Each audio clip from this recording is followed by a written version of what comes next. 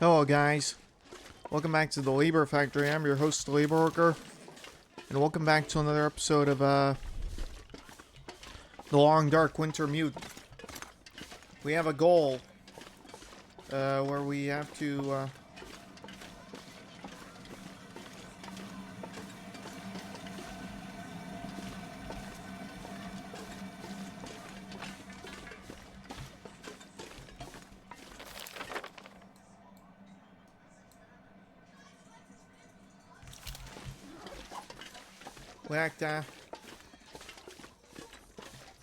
we have to activate the substations, and, problem is,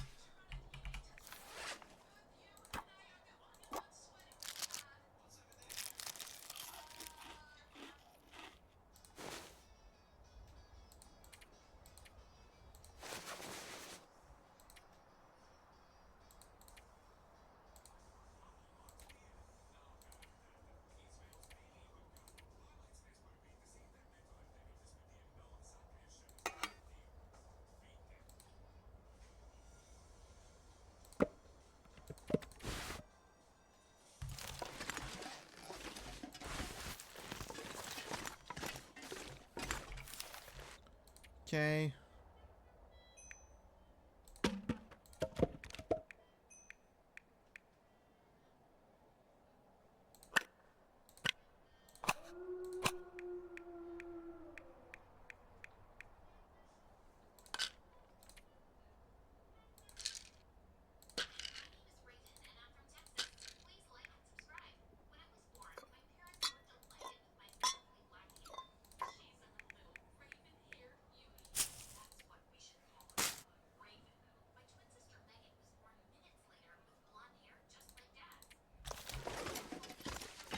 Okay, we can now move. Okay, maybe actually let's reload. Drop some stuff immediately.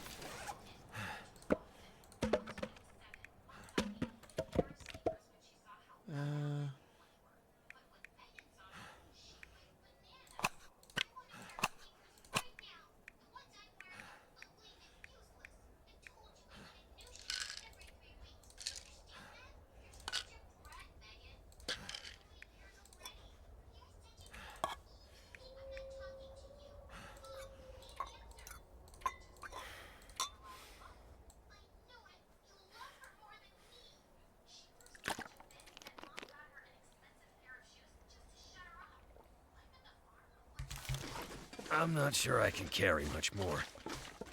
Oh, shut up, we gotta move.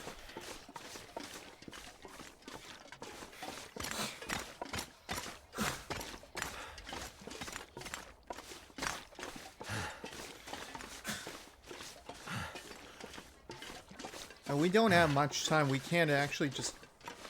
We don't have a lot of time just dicking around. We have to actually just, like, move.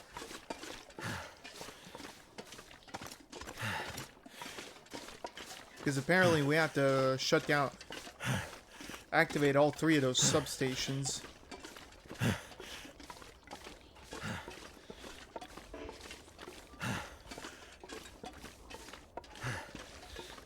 I'm gonna see wolves, I'm immediately gonna shoot.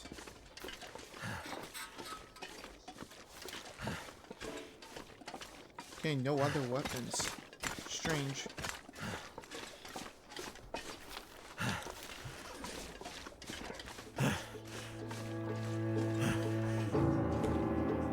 Oh god.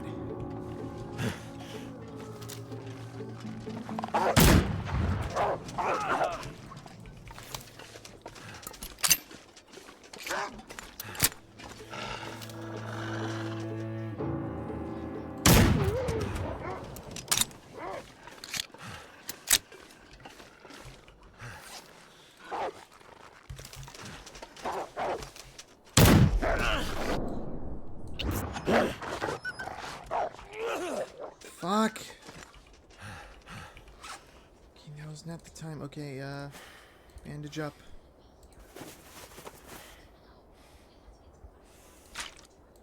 Okay. Disinfection.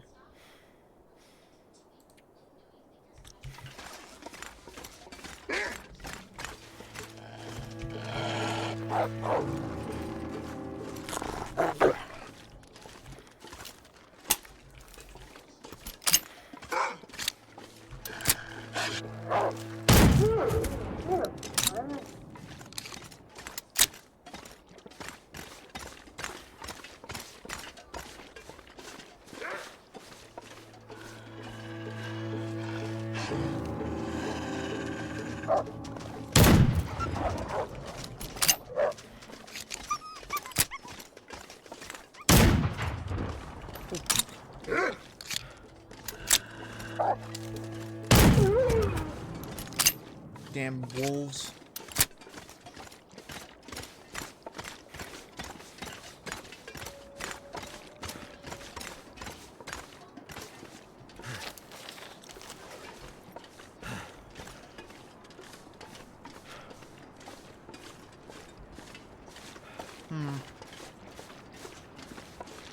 This is probably going to be a trial and error episode.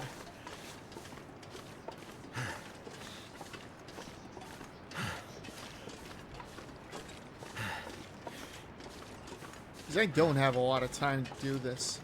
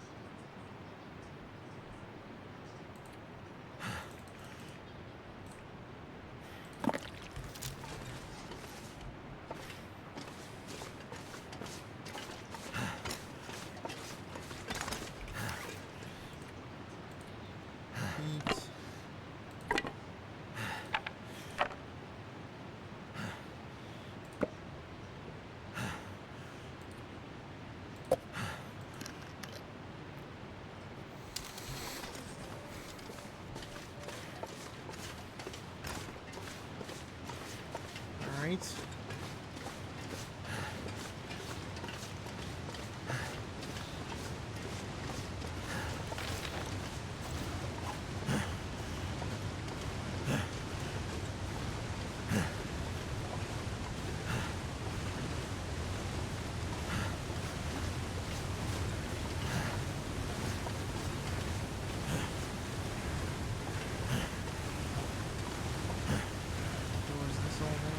Okay, that's fully broken. I have to go.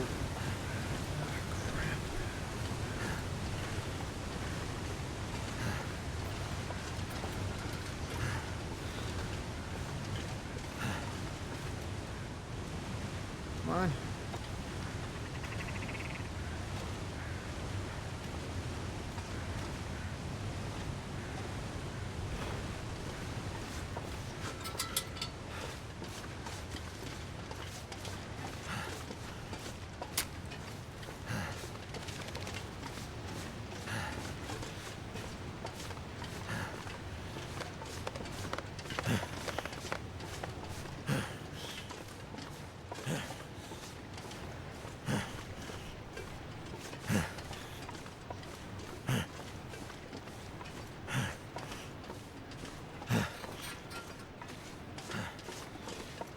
Wondering, is like any other way I can burn some,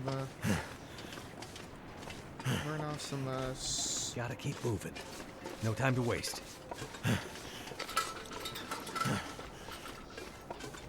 I hope this is meant like, that I gotta reach the first substation in like 3 hours and not like get it all done in 3 hours, but because that's fucking a long ass walk.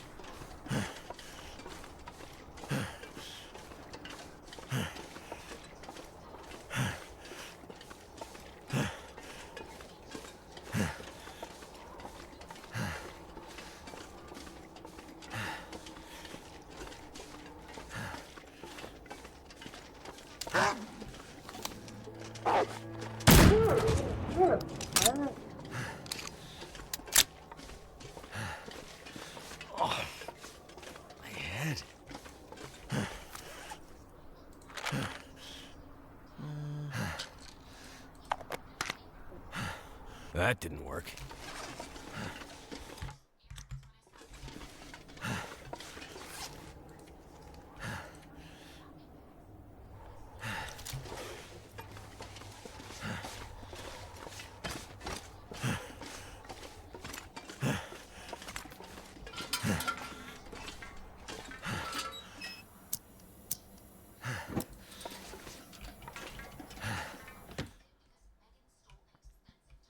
pack is getting kind of heavy.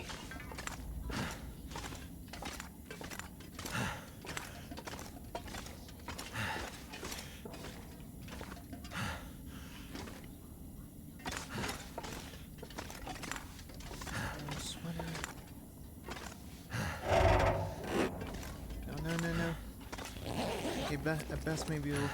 This stuff will come in handy.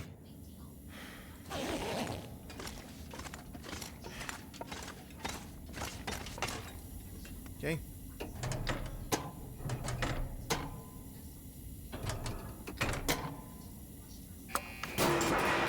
Hope that worked. Oh, That seems to have woken up a lot of bad stuff. Hey, Mackenzie. Back to this phone thing, I see. Remind you of any prison in particular? Those were good times. What's up, Jason? Just saw the light for Substation 3 go green on my board. Nice work. Wanted to check in and see how you're doing. It's slow going. Lots of angry wildlife out here. Yeah, we tried to warn you. Yeah, you did. Okay, well, be careful out there. I'll check in with you at the next substation. Will do.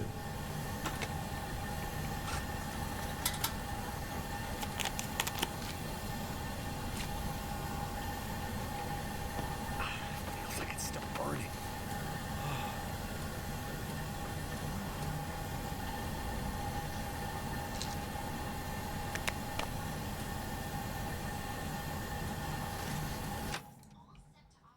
okay. I'm gonna have to leave something behind. One down.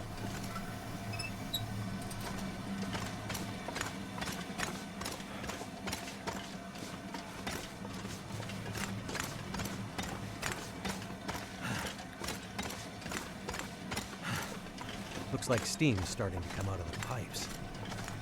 Yeah. Pressure must be building in the system. Just like Atwood warned would happen. Gotta follow the steam pipes. They'll lead me to the next substation.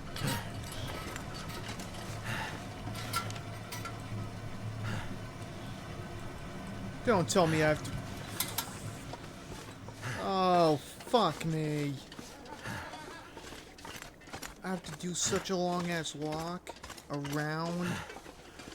Oh, this is gonna be ridiculous.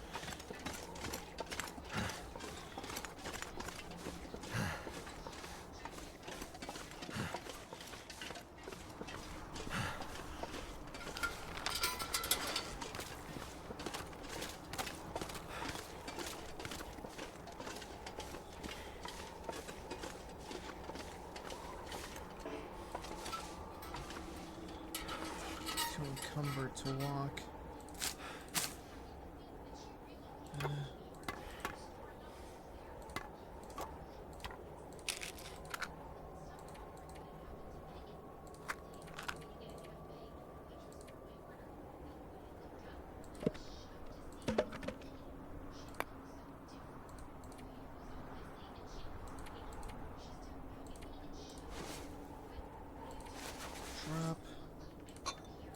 Trap.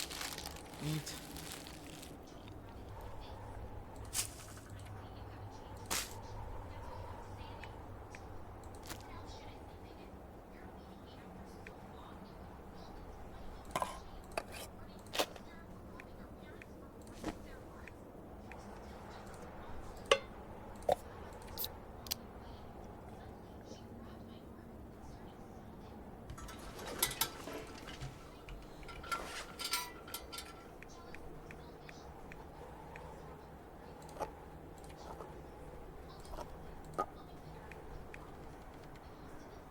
Okay, what else can I drop?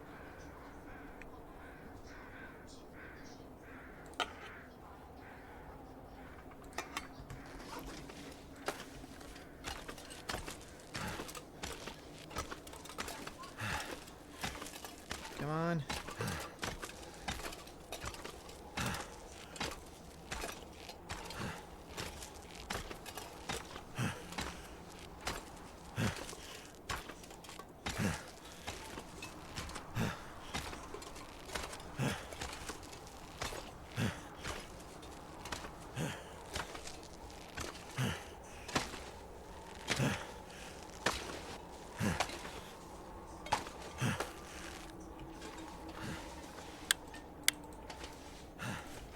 My energy is just disappearing.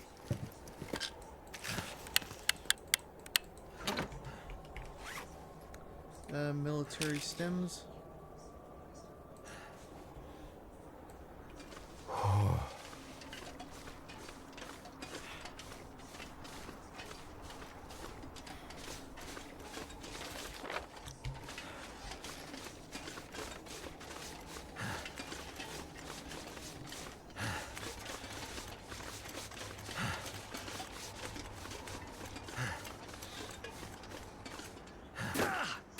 Woo. Okay.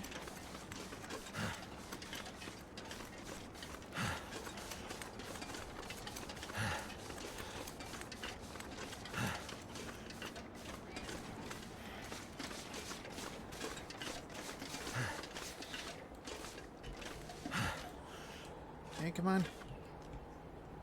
Come on, Mackenzie.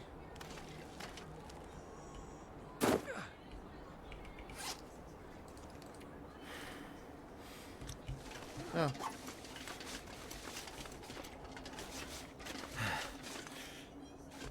Come on, keep climbing down.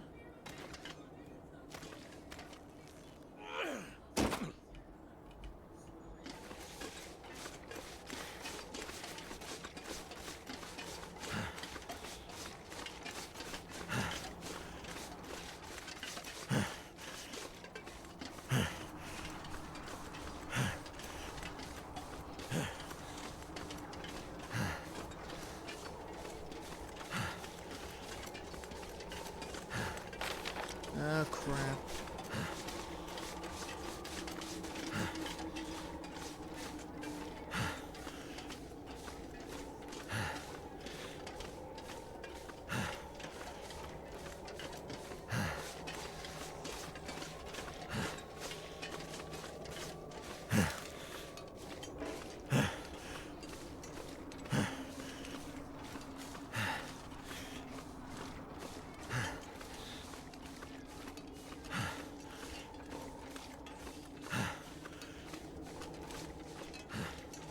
Okay, time to rest up before I slowly walk across this part, and then I'm gonna do another full-on sprint. 3 hours.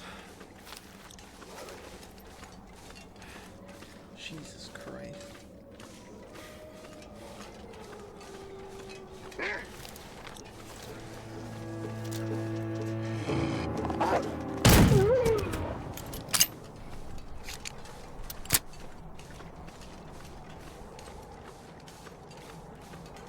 There's another wolf.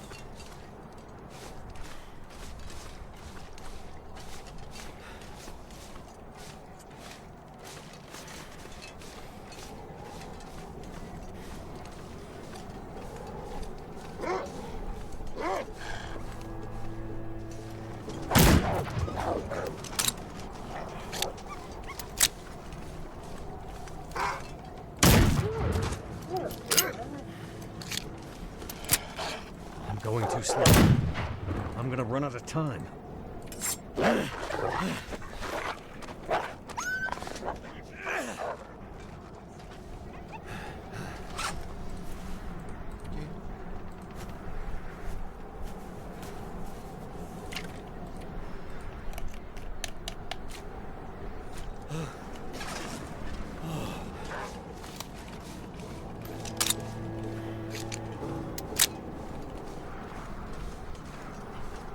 Where is the wolf?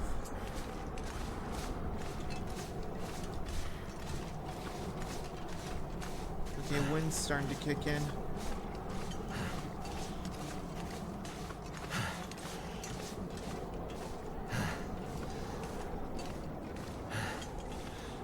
Or at least I'm reaching the regions where it's extremely high wind.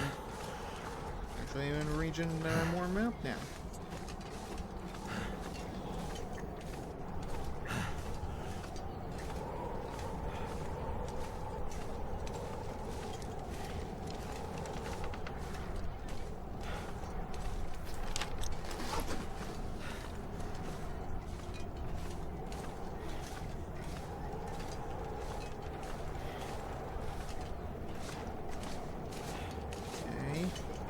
pick up some speed a little bit.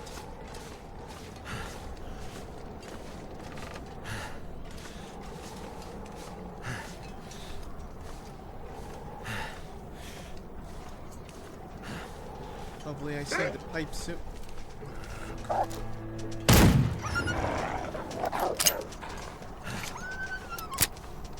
Get back here, you little shit. What? How did I miss that? That was right on him.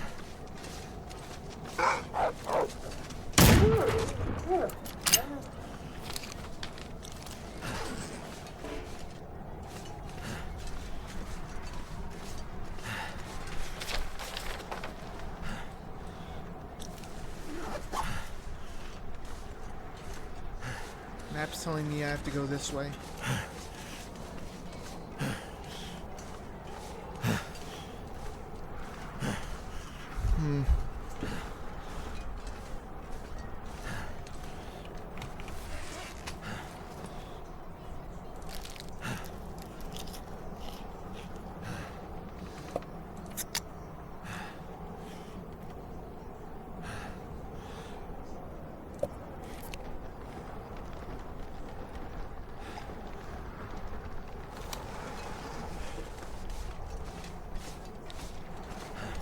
Alright, time to do more running.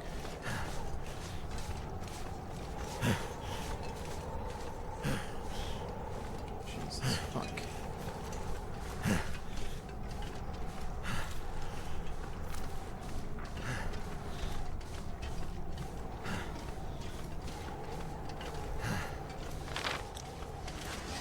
Okay.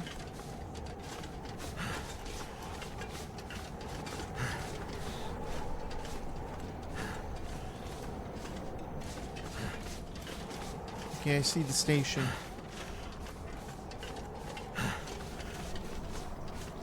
I have to hope that there's no wolves.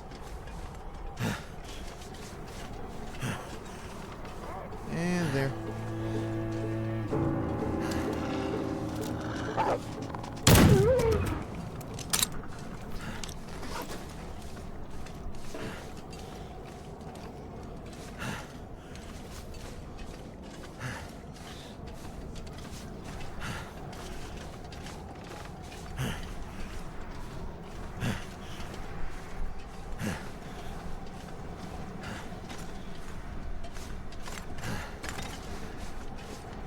Come on. Let's move, Mackenzie.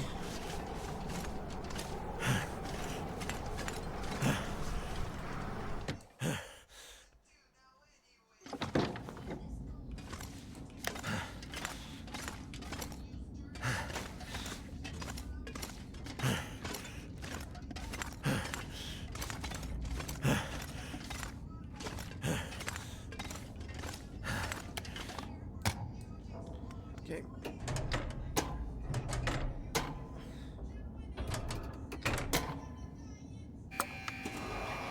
Primed and activated. There's gotta be another way out of here.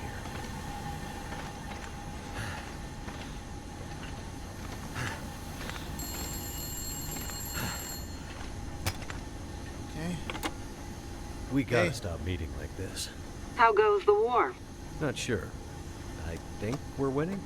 2 green lights on the board. Feels like we could be. Something doesn't feel quite right, though. What do you mean? I don't know. Can't put my finger on it. Well, keep an eye on it. I need you upright and breathing out there, getting shit done. I'm on it. Atwood's getting squirrely. She's pretty sure tonight's Aurora is going to be a big one. I don't need to tell you how important this is, do I, Mackenzie? I know what I need to do. I'm seeing some pressure building in the geothermal system. Gotta get that next station online ASAP, or we're gonna have problems. Understood. I'll get it done. Sorry to add more pressure, Mackenzie. Please be careful out there. You know me. Careful is my middle name. I think you mean crashing my plane and having endless bad luck is your middle name. Still here, though. Let's keep it that way. Yep. Okay, let's move. think I have to go. Another one down. What the hell is that glowing stuff? It's like the aurora. Ground.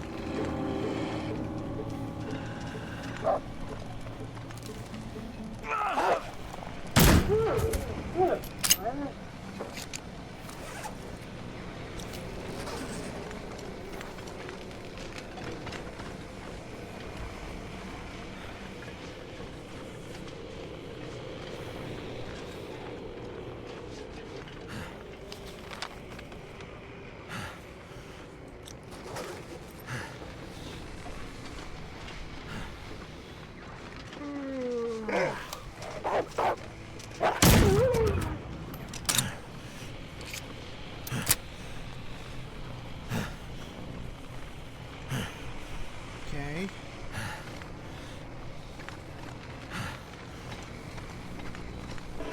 Starting to run out of ammo. I need to be careful.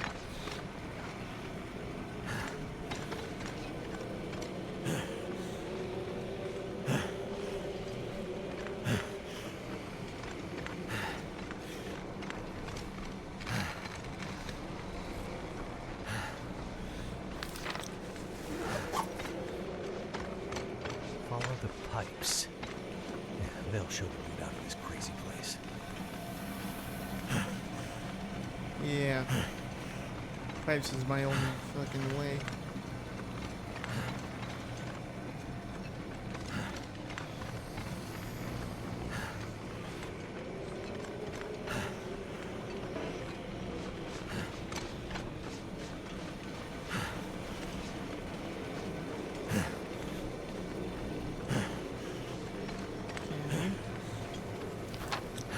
Okay, I'm near the bridge.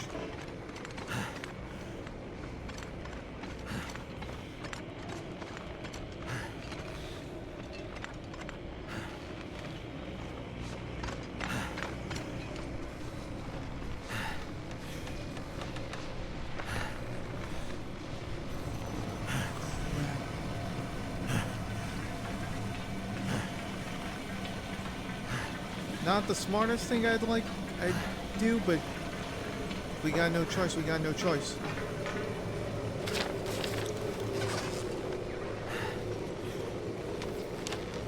Man, we still got a long ass run ahead of us.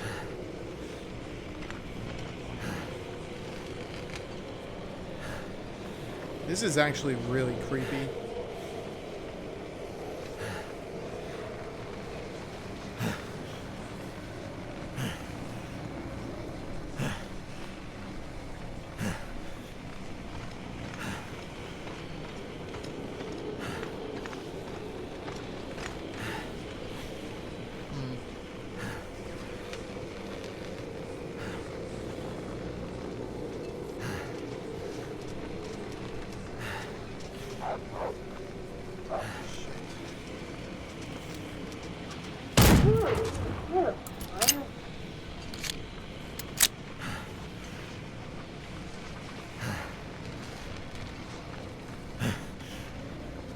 I don't like the sounds the surroundings are making.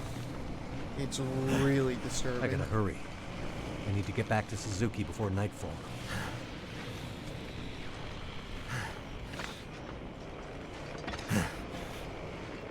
I still have almost 3 hours in that.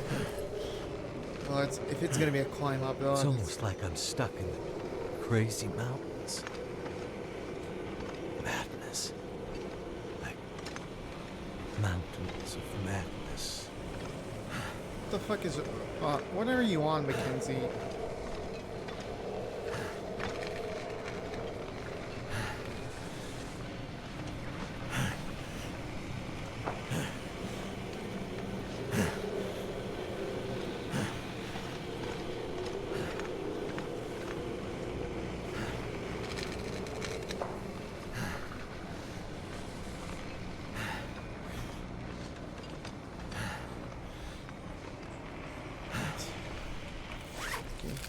Get up.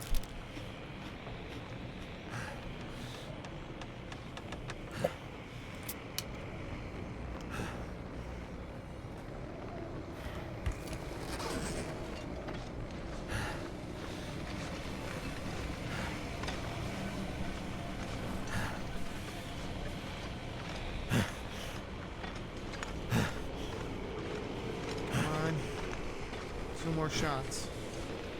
I need leg sprain. Oh.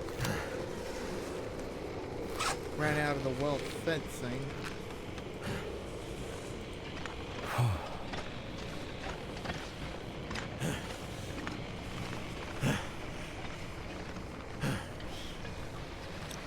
I'm almost there.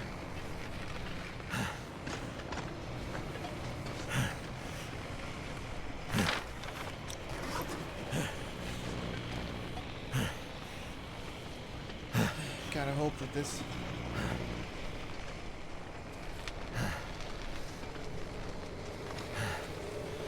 I hear wolves.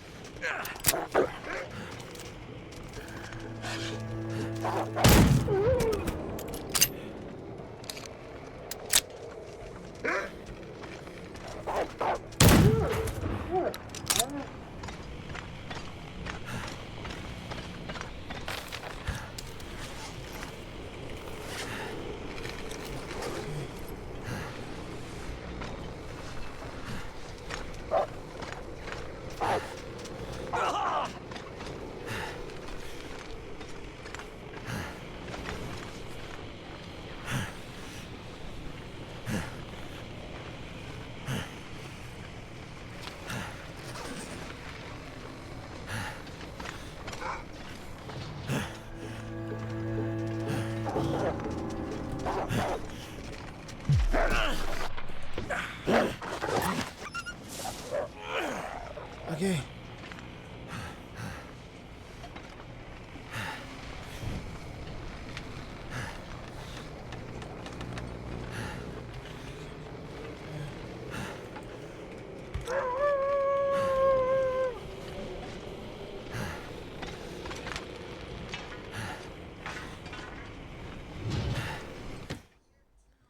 Okay.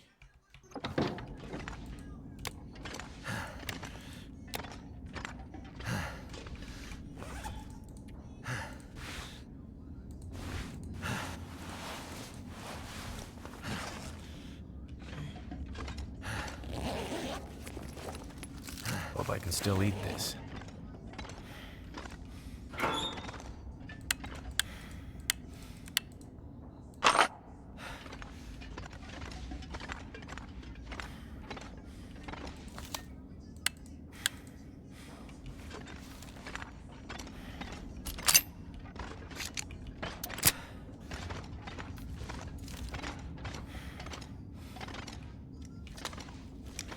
Okay.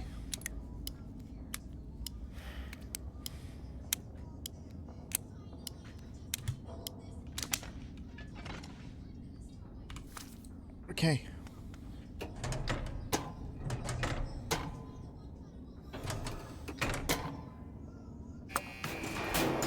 That's the last of them. There's gotta be another way out of here.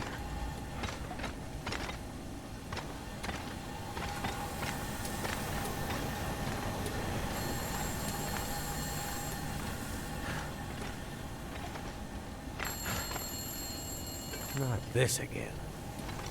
Need to find a way out. Gotta find my way past this mess.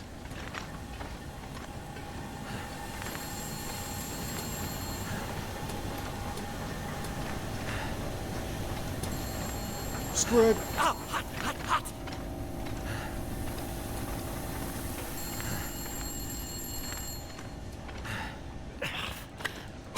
The pain. Endure it, Mackenzie. I see 3 green lights on the board. And a bunch of this old gear seems to be powering up. Good news. How's it looking out there? I think I've seen the worst of it. The pressure in the system seems to have dissipated, so that's one less thing to worry about. Great Good. news. How are Atwood's preparations coming? She's in heaven. Haven't been able to get a word in edgewise since the power came back online. She's been running from system to system, and I am just trying to stay out of her way. All right. Let's hope her plan works. Tell that man to stop fooling around and get back here on the double. I gotta go. If the big Aurora appears before we're ready... I remember. Your life's work down the tube. Exactly. Be careful out there, Mackenzie. And get back to us soon. I'm on my way. Okay, bandage. And painkillers.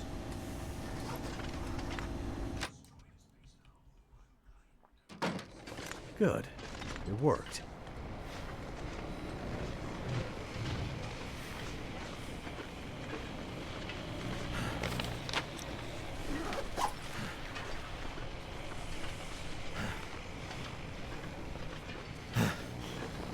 Oh boy. I do not have a lot of time. I seriously need to get back running.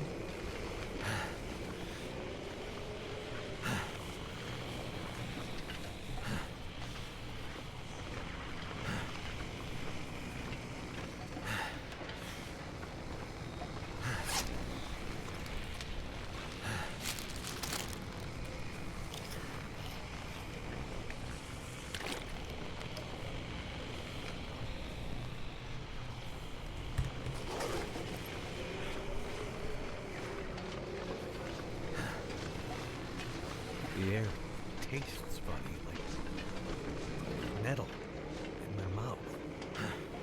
Why? Okay. Ooh, now this is something. Oh. Oh, shit.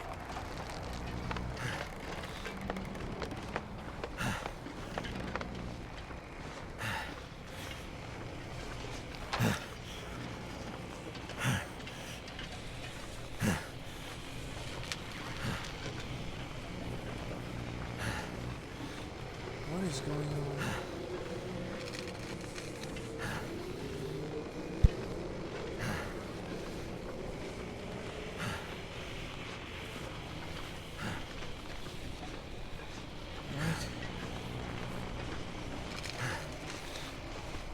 Oh, electric fence?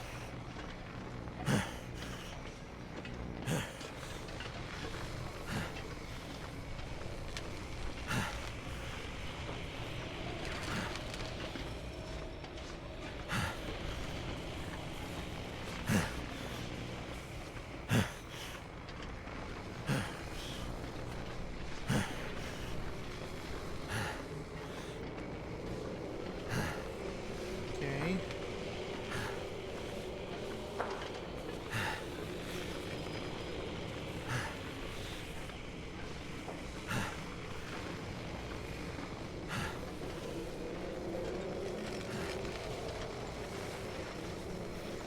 Why do I hearing electrical currents?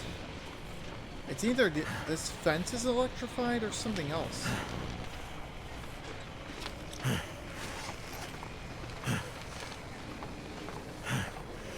There are no electrical lines, so I'm kind of weird, yeah, by that.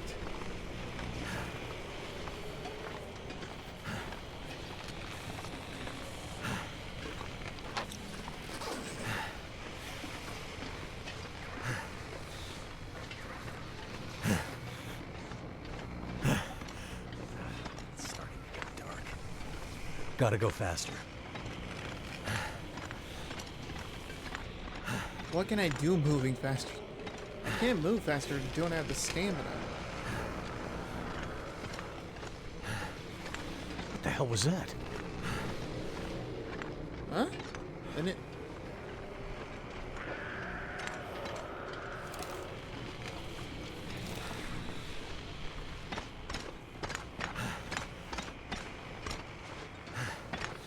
Oh, shit! Is that what I think it is?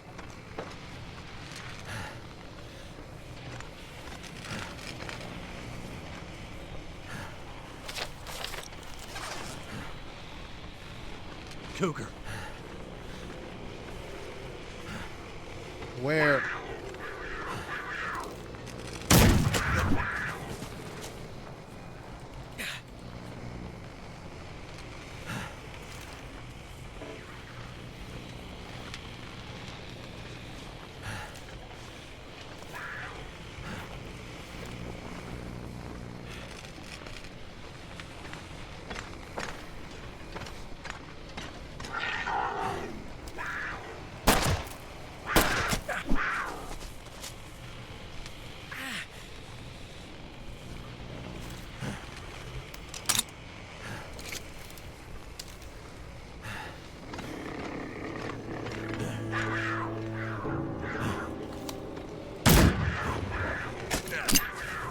No, no, no, no, no.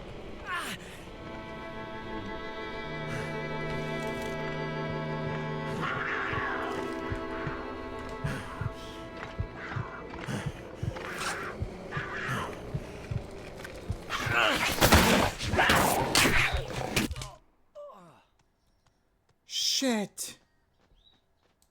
Last checkpoint. The air tastes funny, like metal.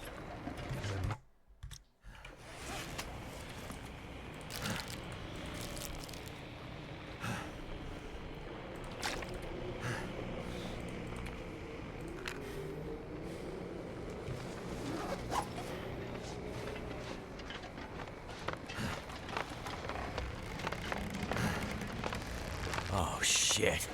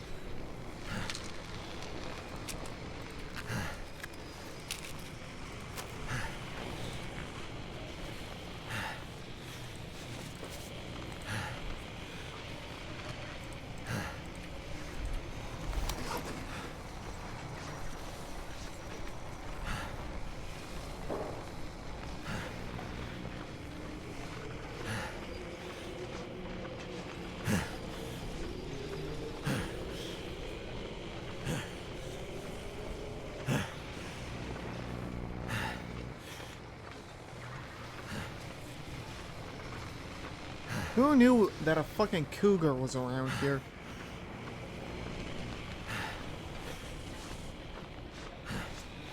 I'm gonna actually save right before the rock bridge, for the wooden bridge, just so I don't have to do all this walk again. And I'm gonna try to be with full stamina, just like...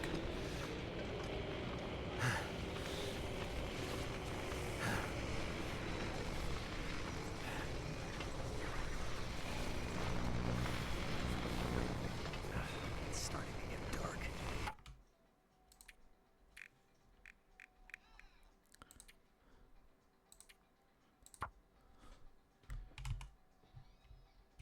So 5 quick.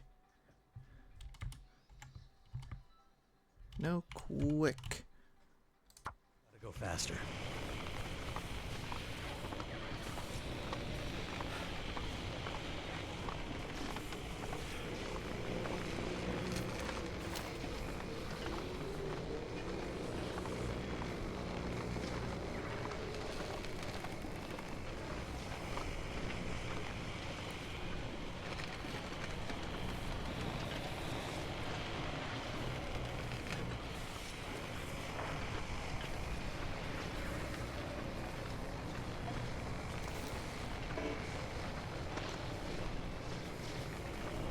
Deer.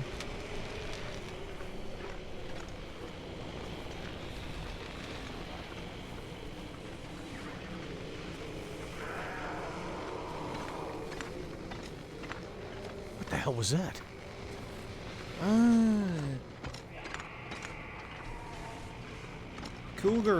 The cougar was making a sound and I didn't hear it. That's why I was wondering what the fuck Mackenzie was making.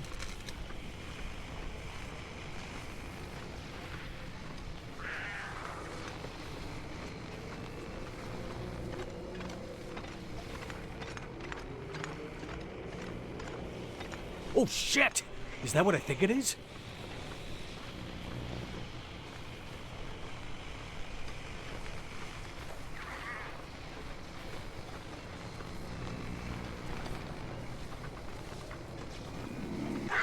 Cougar.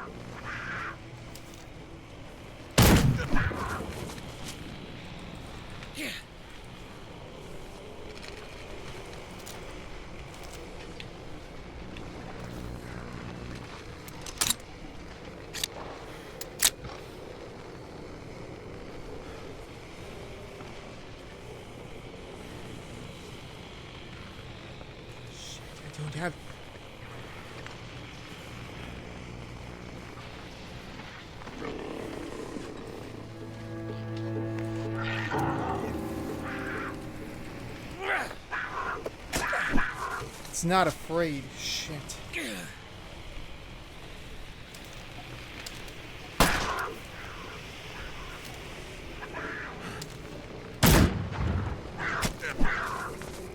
Mother...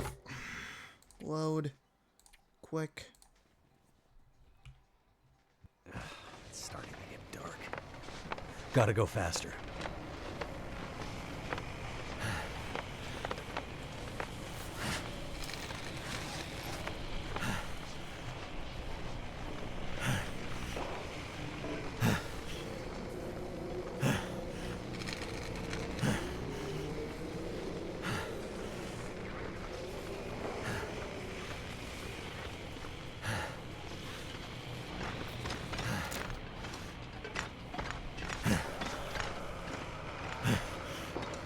What the hell was that?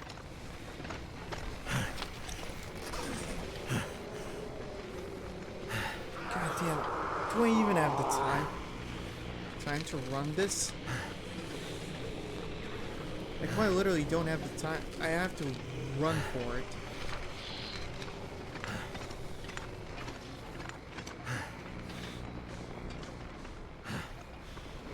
Oh shit!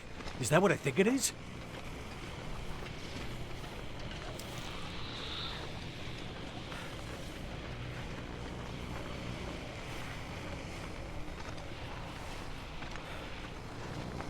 Cougar.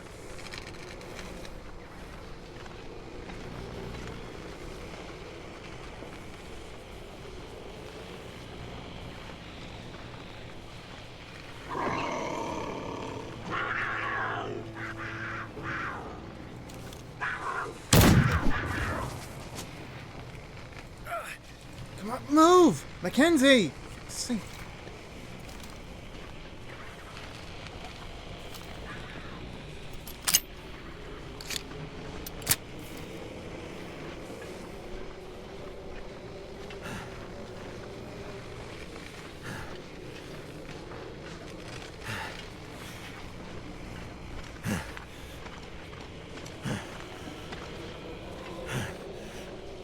Come on, come on, come on. Now, gotta get back to Suzuki before it's too late. Alright. Fuck yes.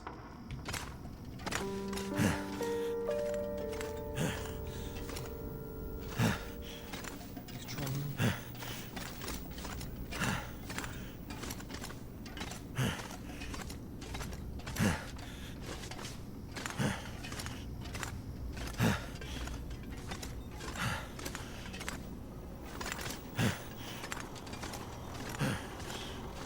Hey, I made it.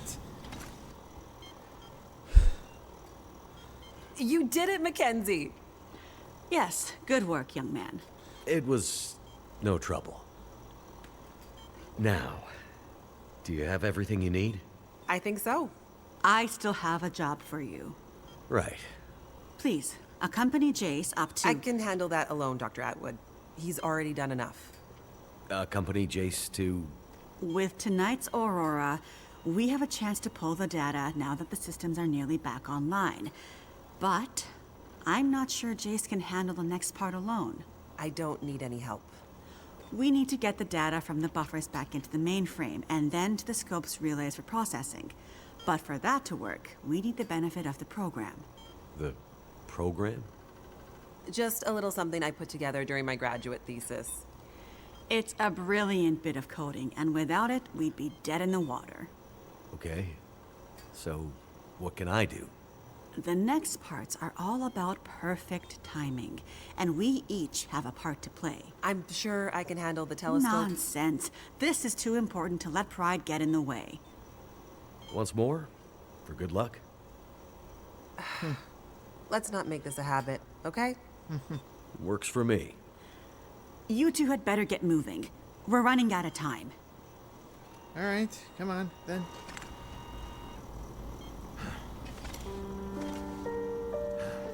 Two in a room. Okay.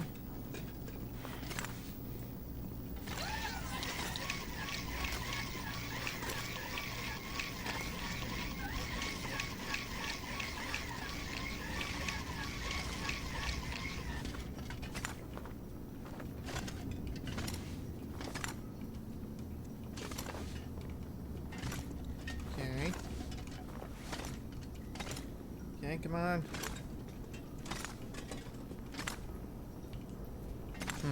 Could they have built a more confusing space? Probably.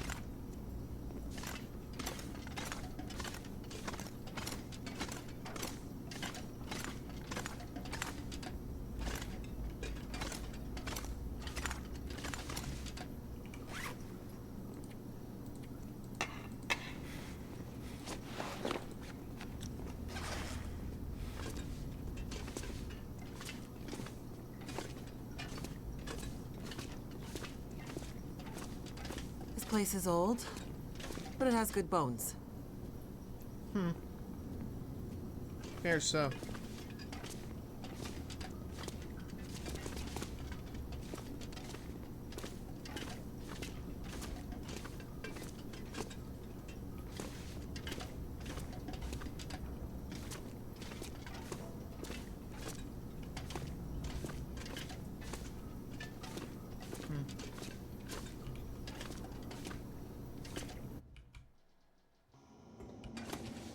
Okay. Feels like the whole facility is slowly waking up. That Aurora is a real mystery. It's almost like magic, really. Come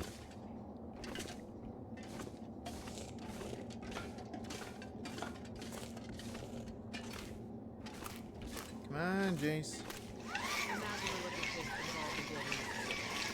Staggering.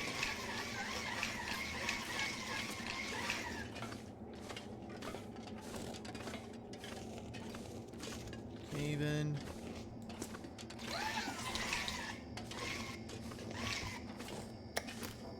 The people who built this had no idea how important it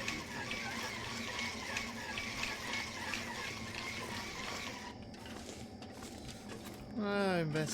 Sometimes I'm willing to bet a lot of people don't know that when they're building something, it might be important one day, like extremely important.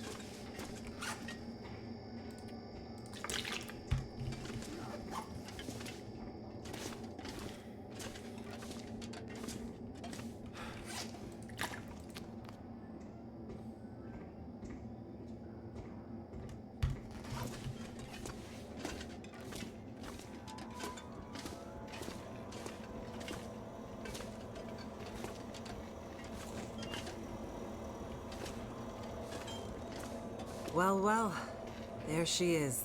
The Suzuki Radio Telescope. Isn't she beautiful? Lit up by the Aurora, no less. I've never seen it so bright. It is beautiful, It's but massive. Let's hope Yeah. we're not too late. okay, what now? Okay, time to get this party started. There's a fair bit of interference. Keyboard is glitching a bit. Can't be helped, we're way past long shots at this point. Loading the program. Now. Are you in place? I'm seeing some spikes on the sensors at the peak. Shouldn't be long now. What do you need me to do? Okay, this is the tricky part. I'm gonna have to run the program and update the code in real time to modulate for the aberrant magnetic field and... Jace. So I'll be busy focusing on that. Meanwhile, once the telescope grabs a signal, we'll need to follow the source. The new data will help flush the buffers, and the data in the buffers will get pushed to Dr. Atwood's workstation for processing. It's an archaic system, but best I could do with 30-year-old technology. I'm still not clear on what you need me to do. You're a pilot, right? Yes. Yep.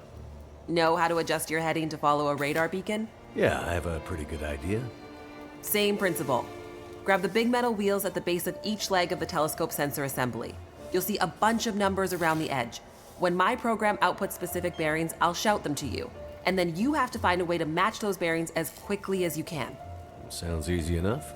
The timing has to be perfect. Got it. Like, exactly perfect. I hear you loud and clear. Did you say you got here after crashing your plane? Don't start. Get ready. I'm seeing some power spikes. Something big.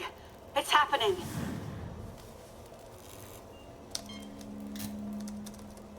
Get ready, Mackenzie. All right.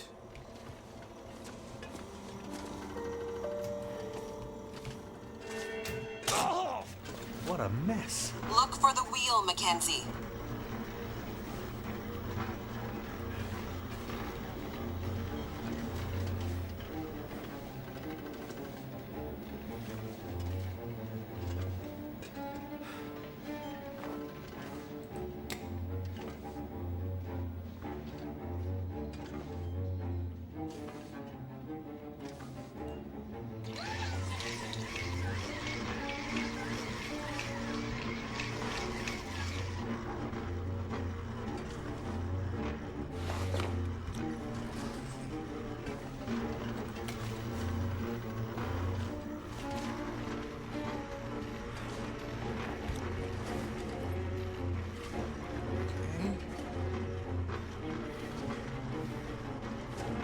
Look for the console with the big wheel on it. Come on, Mackenzie. How am I supposed to find anything down here? There's gotta be a way through here.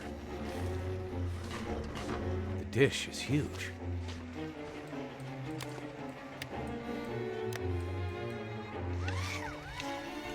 Put away.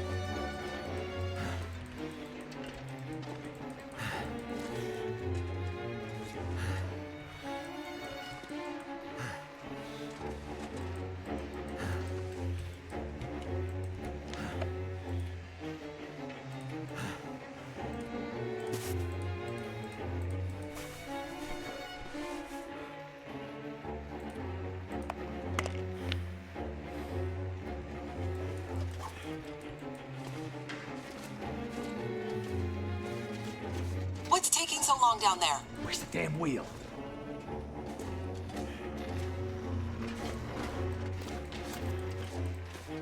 Well, why can't I grab this?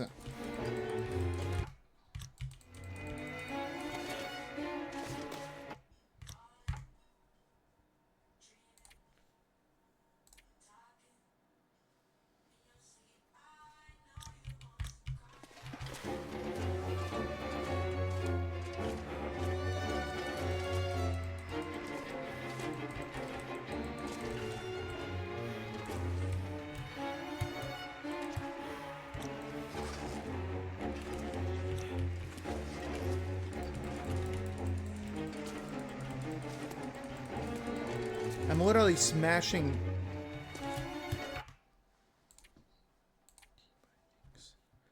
Escape. Interact left mouse button.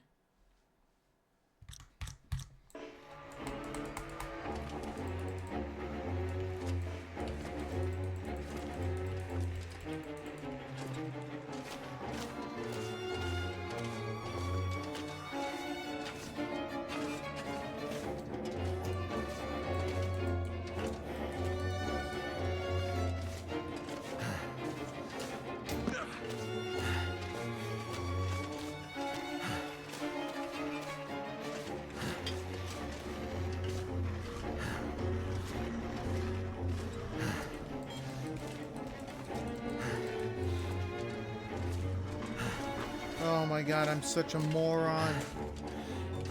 Okay, let's just load. We'll load back up from.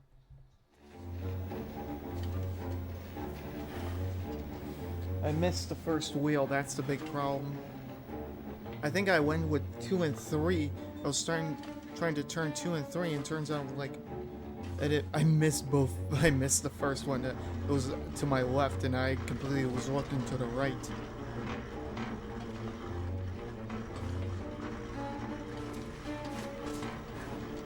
Here we go. 141 degrees.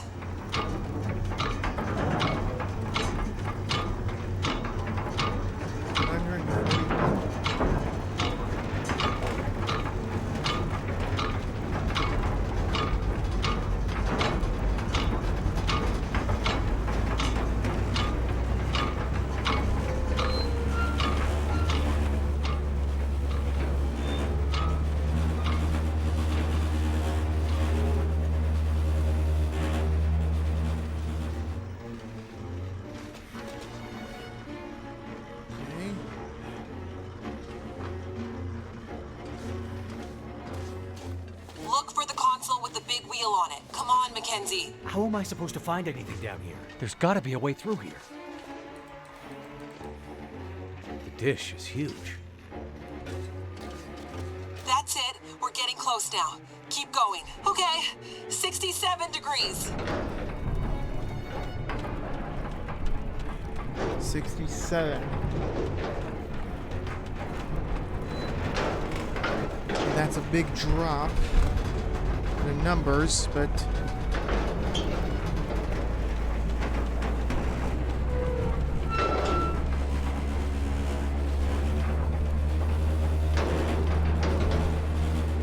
okay. Jace? Everything okay over there? Don't worry. Keep going. Last bearing incoming. Come on, you sweet, sweet program. Don't let me down. 156, Mackenzie. Get to 156 before the whole thing blows. 156.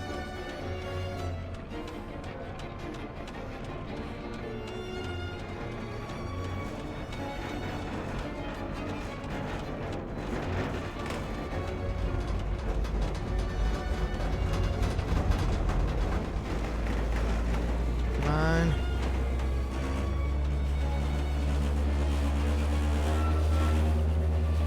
There we go. Now, Mackenzie.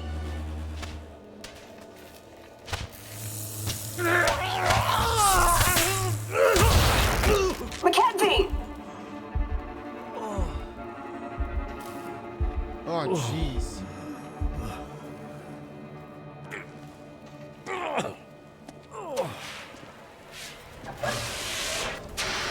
Please tell me it worked. The program? She did the most any program can hope to do. Her job. Now let's hope Dr. Atwood got what she needed. Because this gear is toast. Yeah.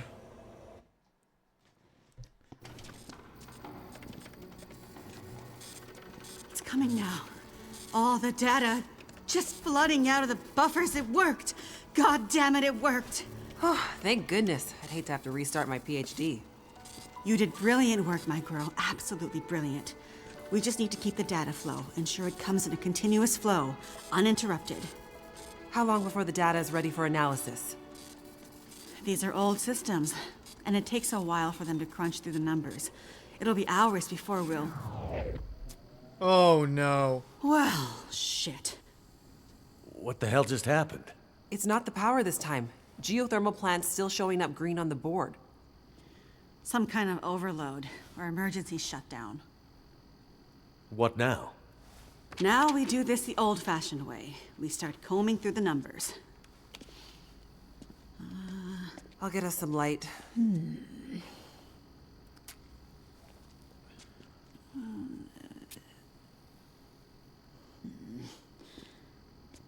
Do you see anything that would indicate the level of K-index we might expect to... Shush, girl. Let me read. All right, all right. Do you want me to grab a printout and I... Could it be a G10? Is there something I can do to... Aha! Here it is. Here it is. There it is. What do you see? It can't be. That silly old British bastard was right. He just never knew how right he was. What? Why did it have to happen in our time? British bastard? Please explain. For you to fully understand would take more time than we have. I'd have to go back more than 150 years. I like a good story. I think we deserve some answers. Very well. Yeah.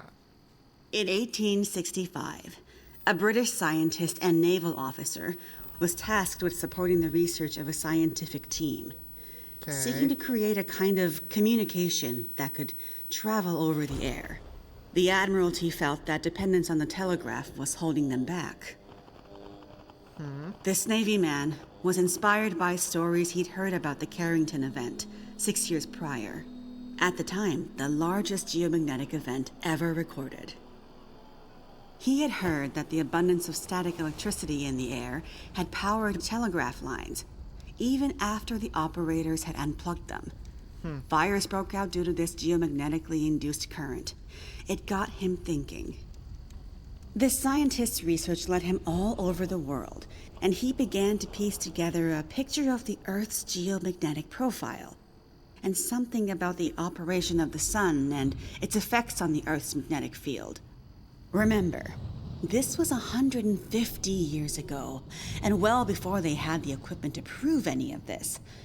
But a theory began to take shape in his mind that suggested the sun went through cycles of geomagnetic activity, waxing and waning, but sometimes spiking inexplicably in dramatic ways. The historical record held evidence of many of these events, but in pre-industrial times, the impacts were more subtle. Even in the mid-1800s, there wasn't enough power infrastructure to really feel the impact of these spikes, so it wasn't of grave concern. But the growing dependence on telegraphy suggested this shouldn't be ignored. And this scientist predicted that if the level of electrification continued to grow exponentially, as was predicted, this would create a serious vulnerability that could be exploited by their enemies at great cost to industry and society at large. He was given a secret commission from the Royal Geographical Society to prove his theories and to come up with a strategy that would ensure the British were in the strongest position to exploit any such geomagnetic disaster. Yeah. After another decade of research, this scientist began to suspect that this geomagnetic current that existed all around them could impact many other things and more deeply. He began to study migration patterns of animals and gathered evidence of whale strandings, bird die-offs, and other unexplained mysteries relating to animals' innate abilities to navigate vast distances with great precision without the benefit of modern tools or equipment. Eventually, he knew he had to travel north to the Arctic to really test his theories. And in December of 1865, he took a ship and a crew of Navy scientists and mariners in a specially commissioned research vessel, a modified bomb mortar ship, fashioned after the Terror and Erebus from the ill-fated Franklin expedition. His ship was named the HMS In Tenebris, and he took it and a crew far above the Arctic Circle, along with an array of unique recording equipments he had crafted himself, with the hope of collecting data to support his theories. This scientist and Navy man was Captain Edmund Wintermute. The word in Mackenzie's secret message. It was a person's name. Wintermute's mission was to collect data near the Arctic Circle, and he and his crew were also tasked with the goal of resupplying a small Navy research outpost that had been set up as part of Wintermute's program the year before.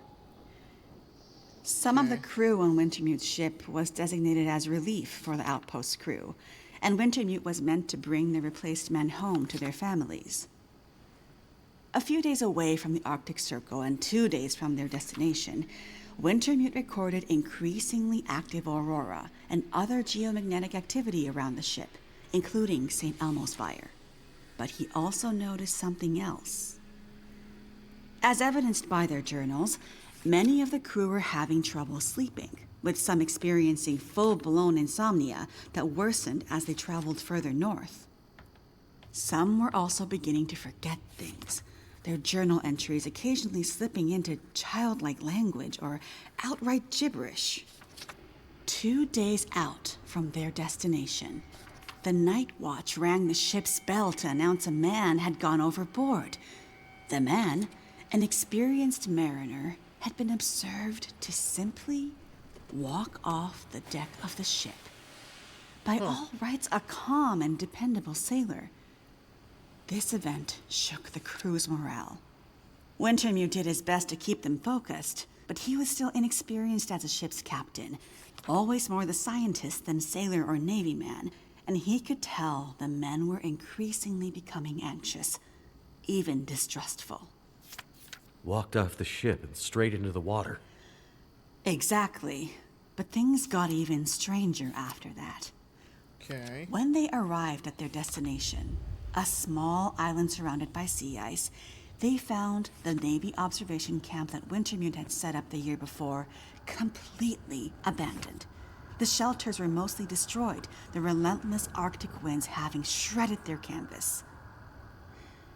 The sled dogs were killed, some seeming to have been eaten.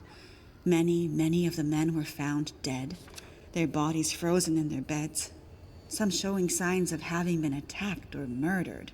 Yikes. Whoa. Keep in mind, the Franklin expedition was still fresh in the public imagination during this time, including all the rumors of cannibalism. Wintermute could tell some of his men were nearing their breaking point, so he sent them back to the ship and took only a small group of trusted officers with him to search the rest of the small island. On the far northern side, in an icy bay, Okay. they found the remainder of the outpost crew, their bodies frozen solid in the ice. Some appear to have walked in and simply frozen in place. Jesus. And I thought we had it bad. Not wanting to completely abandon his research, but also recognizing the fragility of his situation, Wintermute kept a small group of trusted and hardy men with him. He offloaded sufficient provisions and equipment for them to survive up to 6 months, and sent the crew and the Intenebris back to London, with the request that they send a rescue ship to pick them up. That's dedication. But what does it have to do with our data? I'm getting there. Okay. Months later, the relief ship returned to find only Wintermute remained. He had left books of scrawled notes, data he had gathered using his novel devices, sketches and observances of the men he had kept with him, and a detailed diary outlining their slow but progressive decline into a kind of fugue and madness. Wintermute was accused of murdering the men, brought back in shackles, and once back in England, summarily court-martialed and committed to a sanatorium. His equipment, journals, and the data therein were hidden by the Admiralty, and the Royal Geographical Society renounced Wintermute's membership and denounced his research, claiming he had gone rogue. His work disappeared for over a century, until I dug it up. Why haven't we ever heard this story before? Exactly the question you should be asking. I had encountered odd and inexplicable references to his research, but always leading to dead ends. I finally managed to get my hands, through no small feat of my own canny research and a dogged determination, I might add, on a few of his earlier papers. It wasn't easy, believe me. A woman, let alone a woman who isn't white, had to work 10 times harder to get access to this material, but I managed to do it. I spent the next 20 years piecing it together, tracing the fingerprints of Wintermute's theory, collecting his data, analyzing, and then adding to his research with research of my own using increasingly modern equipment. And the more I dug, the more data I collected, the more worried I became. Because not only had Wintermute's original fear come to pass, that the world had become dependent on the electrical grid, a technology that would easily be taken offline should any Carrington-level geomagnetic event occur, but even worse, that the Carrington event of 1859 was like a tiny spark compared to the massive, overwhelming storm that might come in the future. I started to talk to others about this, but of course, people thought I was crazy. They ignored me at first, then started to denounce me, and then ostracize me. Until I eventually found myself so far on the fringes of accepted science that I was entirely isolated, with nobody to trust, nobody who would believe me. I lost my job, my marriage failed, all my academic credentials were thrown into question. Ah, this explains something about your reputation, Dr. Atwood. Nobody would believe me, except for John, who you met as Jeremiah, Mr. Mackenzie. He was a young corporal in the Canadian military when I first met him. Handsome, as I recall. It's a long story on top of an already long story, so I won't tell it all here. But the important thing was he was stationed at a radar observation post along the dew line, far north, and started to observe some strange things of his own. He followed the trail, which eventually led him to me. And when we got together, there were sparks, I tell you. To be believed by someone, it was like a drug. We worked to uncover more data, and he kept his eyes and ears open, using his military connections to gather more information carefully. And he moved up the ranks, but always stayed under the radar, putting his career aspirations aside to ensure he could stay close to the facilities we needed access to. But it was never going to last. At one point, he was caught accessing some classified data shared with our NATO allies, and they thought he was spying for the Russians, so they put him in military prison. And we lost touch. Years later, he actually found me here, at the radio telescope. He was a changed man. His fire was gone. They'd somehow broken him. He said he still believed, but he couldn't be part of this journey. And that's the last time I saw him. That was more than 20 years ago. Jeez. I can't believe he's still alive. And on Great Bear, no less. You can't possibly believe that's some kind of coincidence. Jeremiah being here. What are you suggesting? Isn't it obvious? He stayed here for you, to be close to you, to keep watch. He's been here ever since, close by, in case you might need him. And as soon as he saw the Aurora and what it could do, he knew. He saw the signs. When I met him, he was nearly killed by a bear. And when I left him, he was still not much more than half alive. Otherwise, I'm sure he would have come here himself. But he sent me to warn you. He made me promise. And he knew by then what that promise would mean. He sent you in his place. And it's a good thing he did, because now we have the final piece. This is the answer we've been looking for all these years. Do we finally have it? I think we do, dear. I'm not following. All my research here, and Jace's since she joined me, has been to try to anticipate, to get ahead. Ahead of what? The next big Carrington-level event. Oh. The thing Wintermute spent his life also searching for. And others, lesser scientists, industrialists, crackpots, even here on Great Bear. The island's unique geologic strata and northern latitude created a perfect test bed for geomagnetic research. Even a few decades ago, a German industrialist named Rudiger. But that's not important. Dr. Atwood, do we know the terminus? We do, my dear. And when is it coming? Do we have time to prepare? No, dear.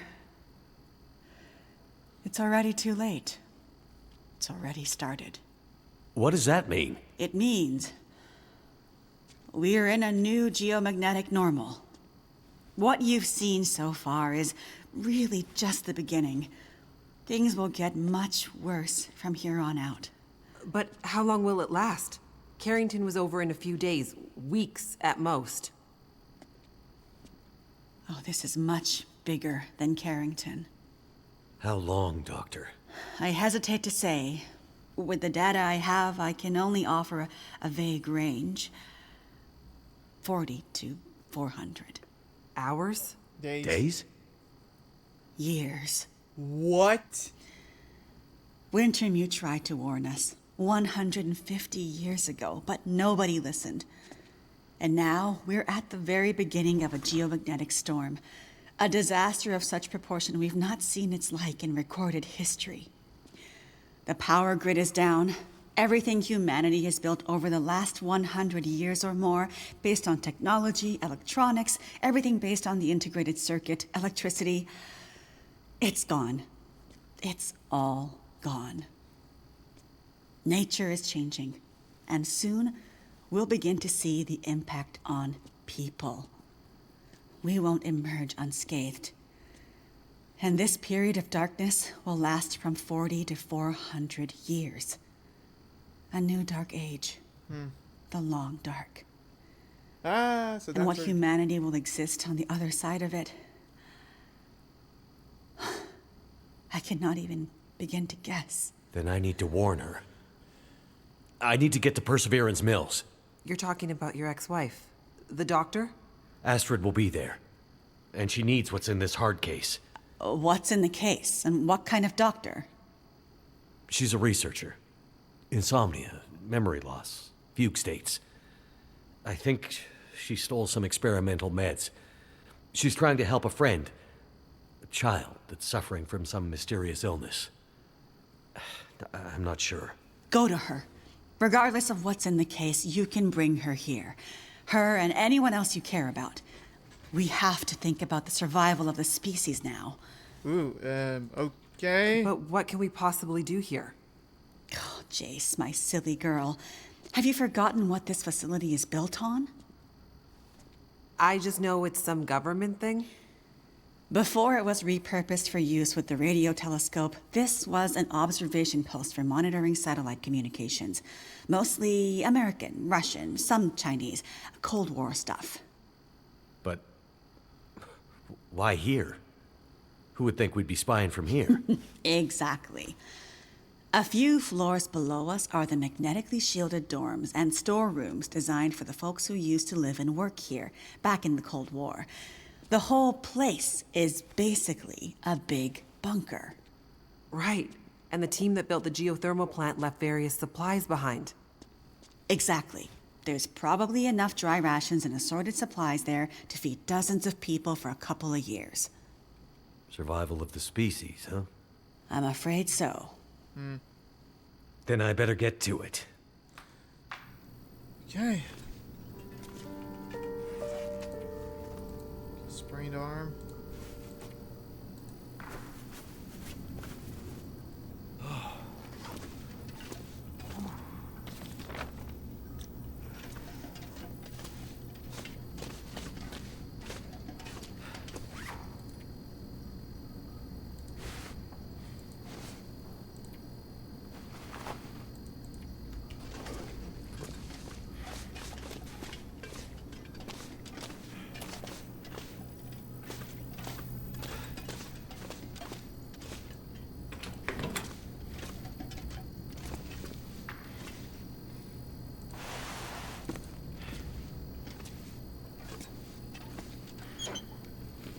Okay. Could end up being useful. Okay.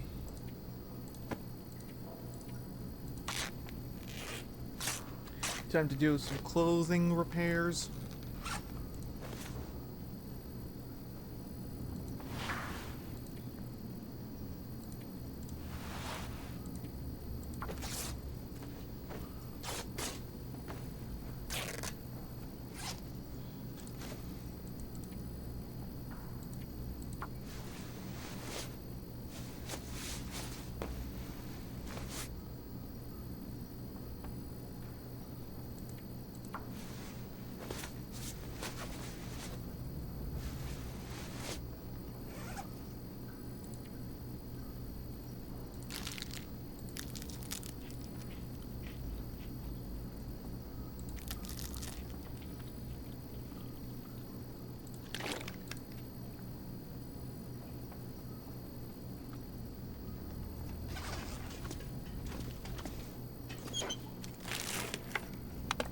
I think I can use this.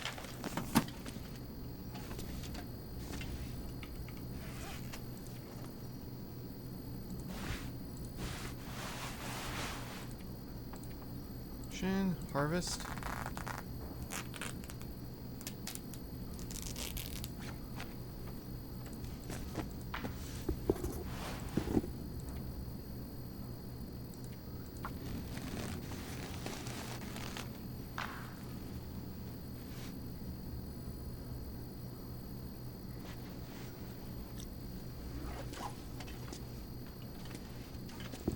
I need to drop something.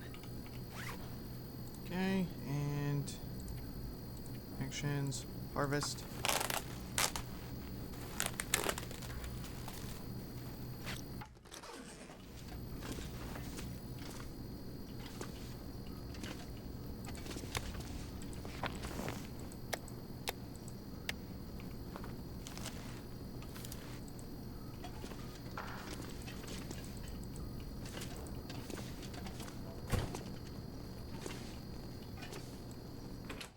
Okay.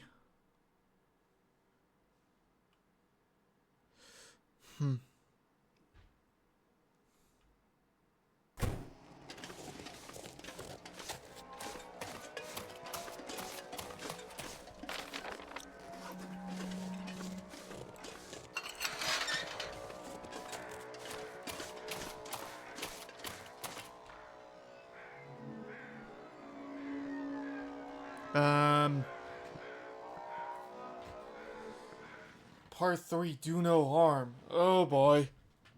Here it comes. Where Mathis is in Perseverance Mills. Yep. Mathis is gonna say hello.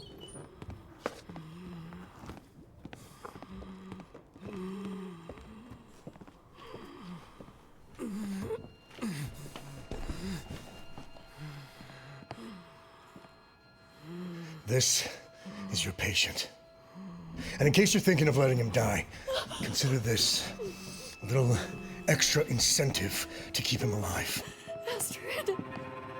You don't need to do that. I need you focused. I'm a doctor. I'll do whatever I can to help your friend. He's not my friend. He's my son. Oh, that's Donner. He dies, she dies, and then you die. He's lost a lot of blood. And his injury looks infected. There's a fair bit of bruising around the torso, suggesting there may be internal injuries. Tell me what happened to him. There was an explosion. Then a lot of heavy stuff fell on him. How did you know to come here? We heard on the radio. Shut it, Vachon. You always did talk too much. You never mind that. Just fix Donner. For internal injuries, there's not much I can do with the equipment here. It's too rudimentary. Normally, he'd be airlifted to a regional hospital. You'd better figure something out. I need some better gear, like an emergency trauma kit. Well, you'd better figure out where you can find something like that, and soon. The search and rescue station. They need to keep it stocked as emergency backup for remote communities like Perseverance. There's medical supplies there. Where is it? Along the old logging roads, north of Desperation Bay. Very rough terrain. It won't be a fast trip on foot. Well then, Doctor, you better get going. I'll get the supplies and I'll be right back. And then we'll get Freya out of here. Don't get ahead of yourself, Doctor. Heller, go with her. But, boss. Shut up and get going. A little company to make sure you come back. And remember, Donner goes, and your friend won't be looking quite so healthy when you get back. Be careful, Astrid.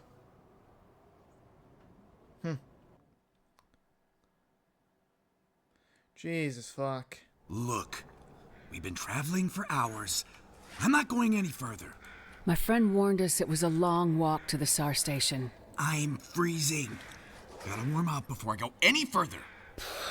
I guess we can stop for a bit. Listen, lady. Hey, look, a train.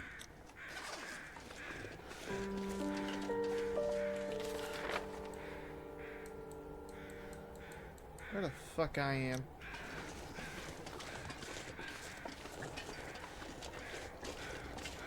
Damn, what an ancient piece of junk. This thing belongs in a museum. You know anything about trains? Nah, not really. Just think they're cool. Bet this track leads to the SAR station.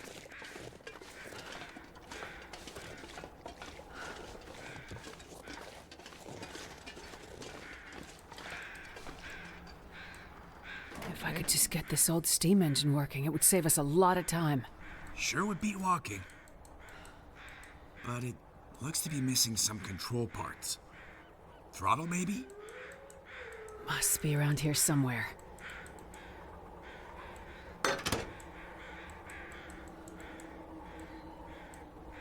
Well, good luck with that. I'll just be over here, looking for some way to thaw out. Gee, thanks for your help. I'm not going to be able to lady. carry this load for much longer.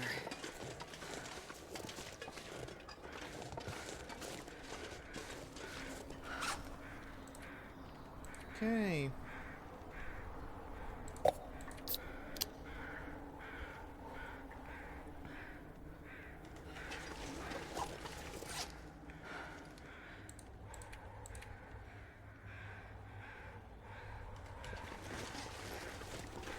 Interesting. Maybe I can find something useful in that maintenance shed.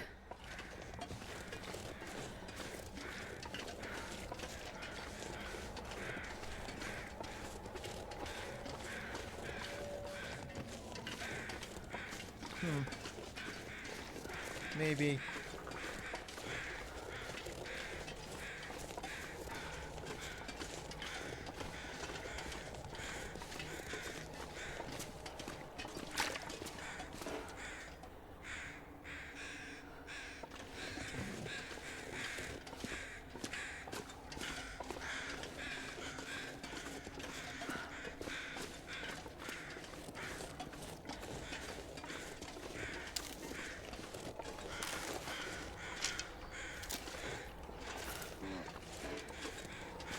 Nope.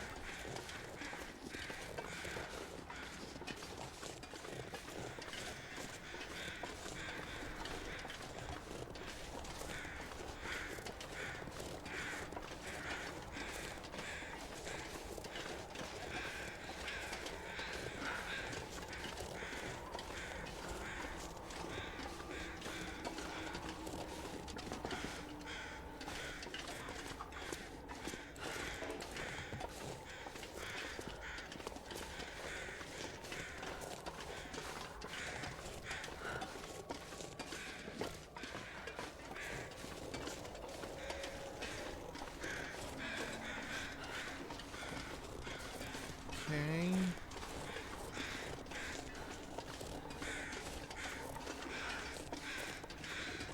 Maybe there's a key in this spot.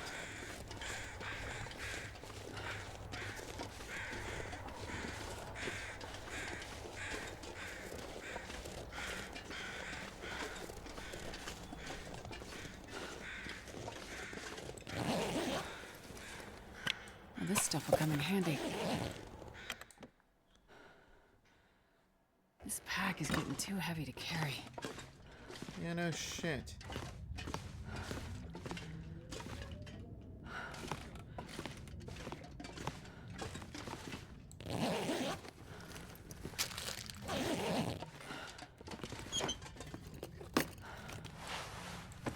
Hope nobody needs this anymore.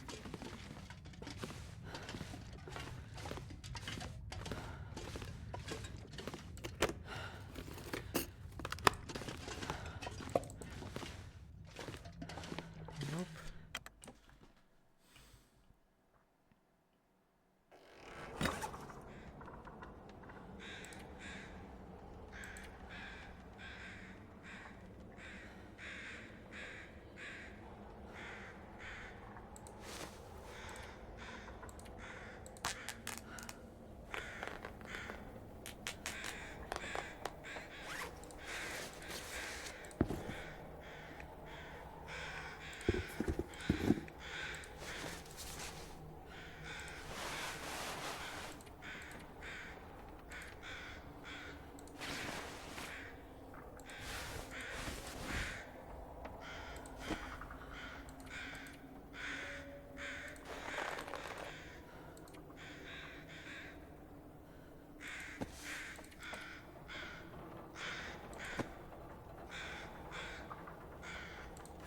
I can barely walk with this much gear.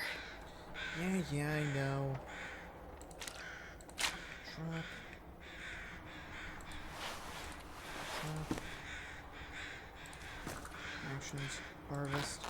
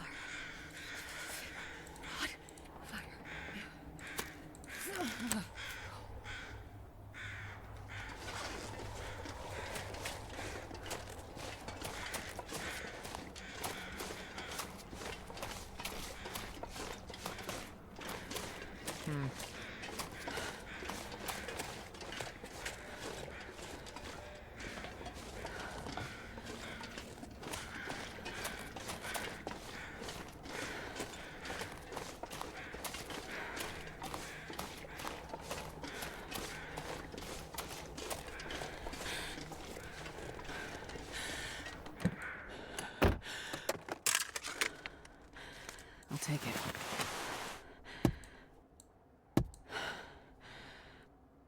Nope.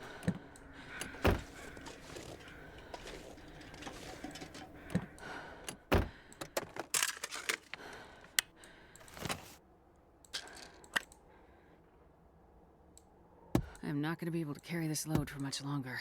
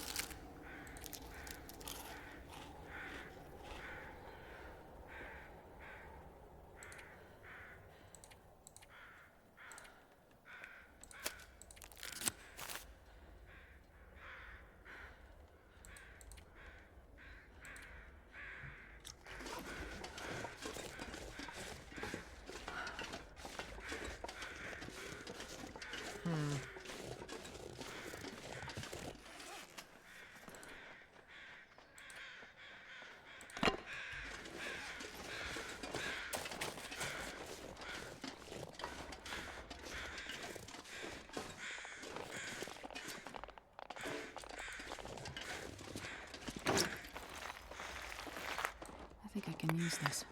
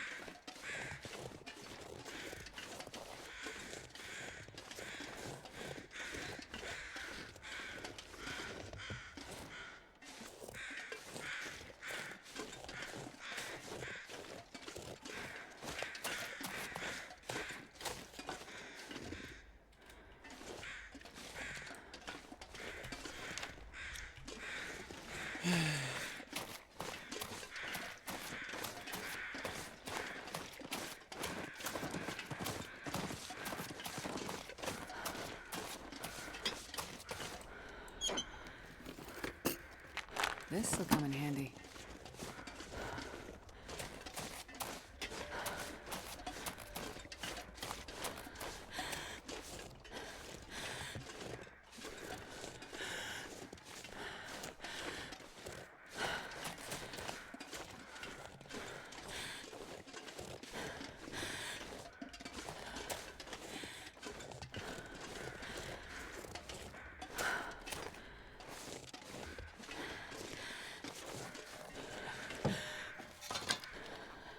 I could use this.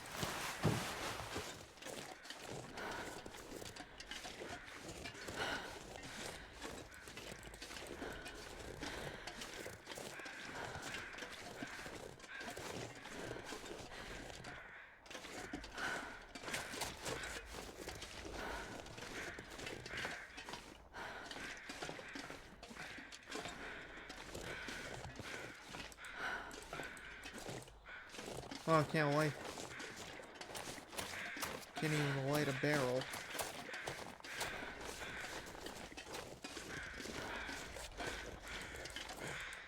No?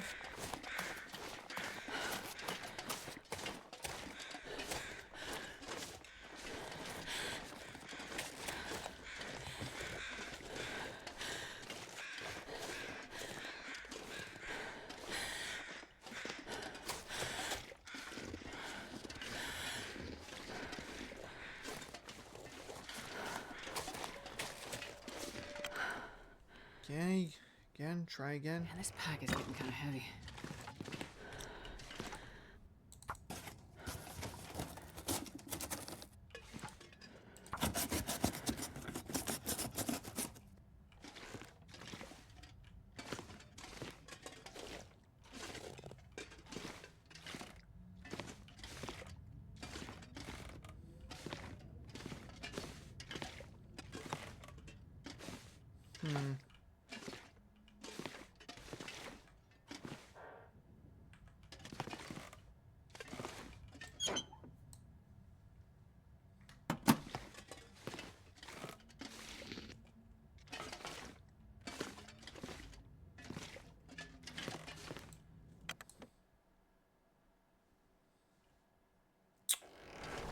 Nope.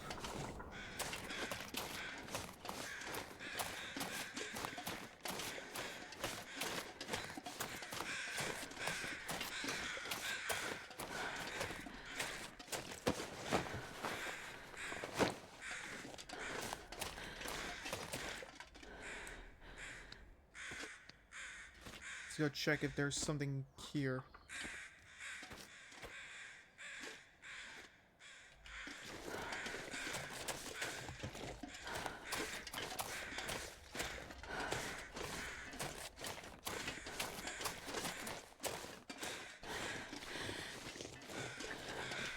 Oh, I didn't even...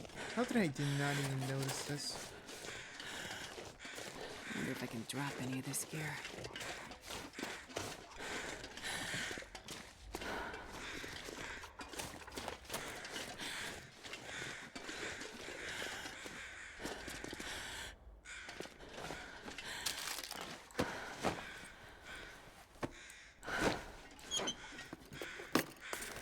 Well, this stuff will come in handy.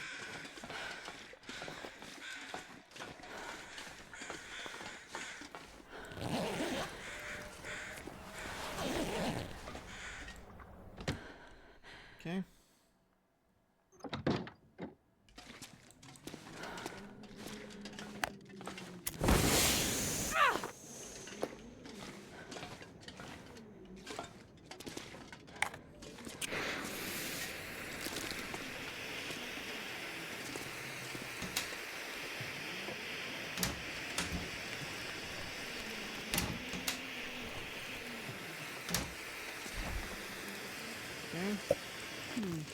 Okay.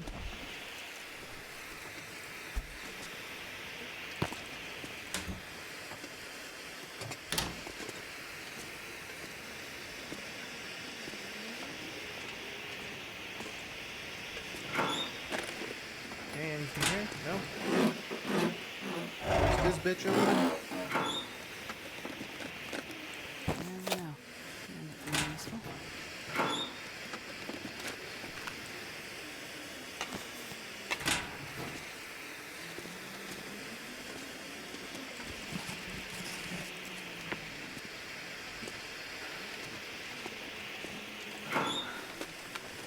This pack is getting too heavy to carry.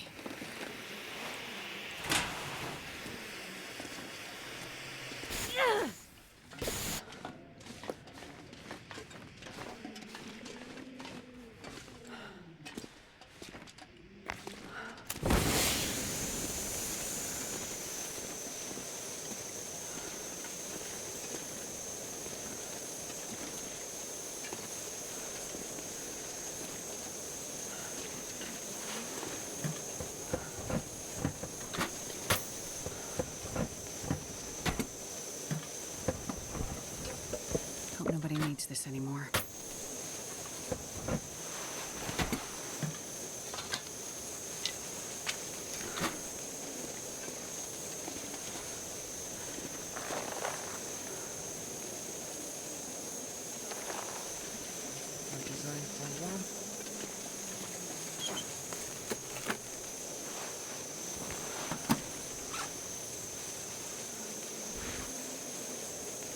Repair.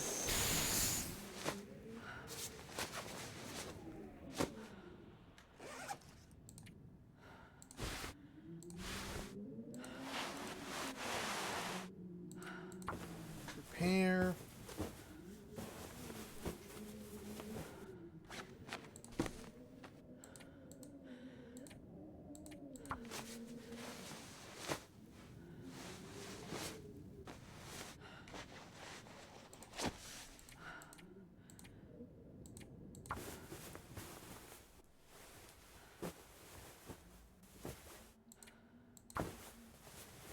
All right.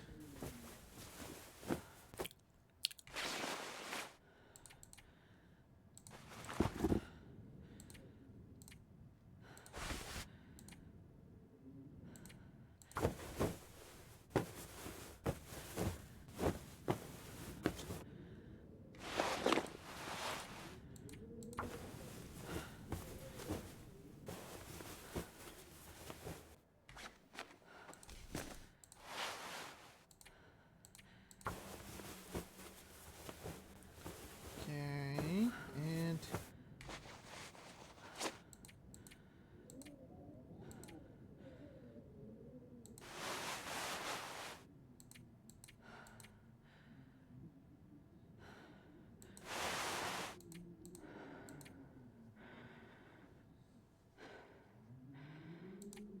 let's maybe repair this. Maybe this is actually a lot better than cotton.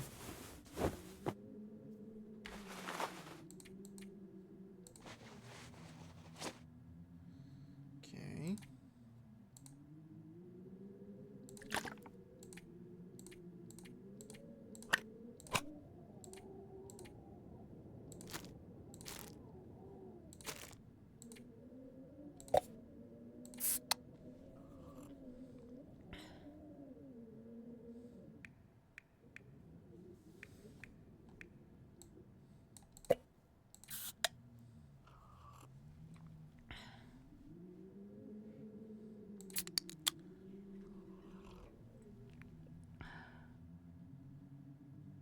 Okay, and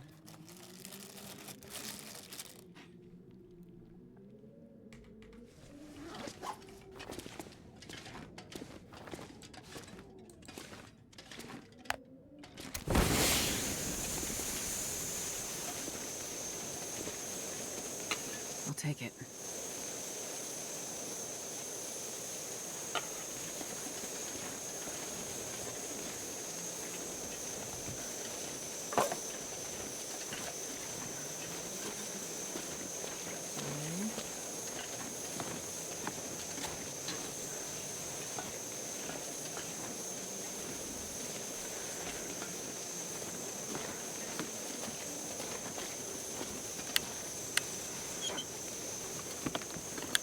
I think I can use this.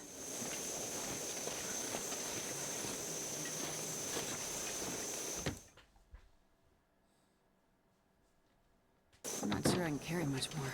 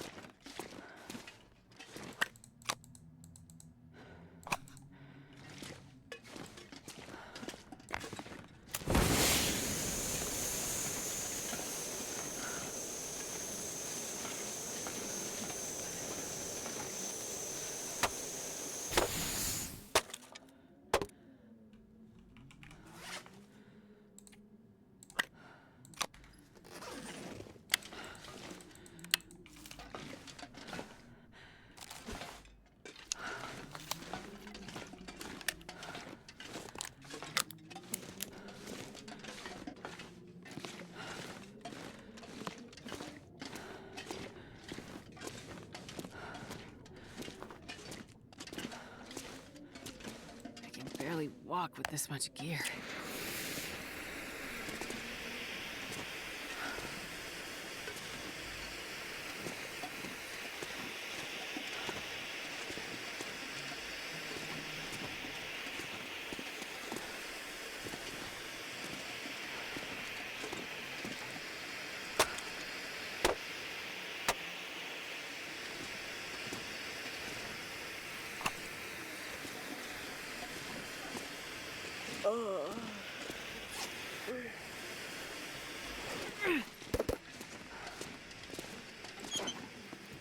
Is this it? No?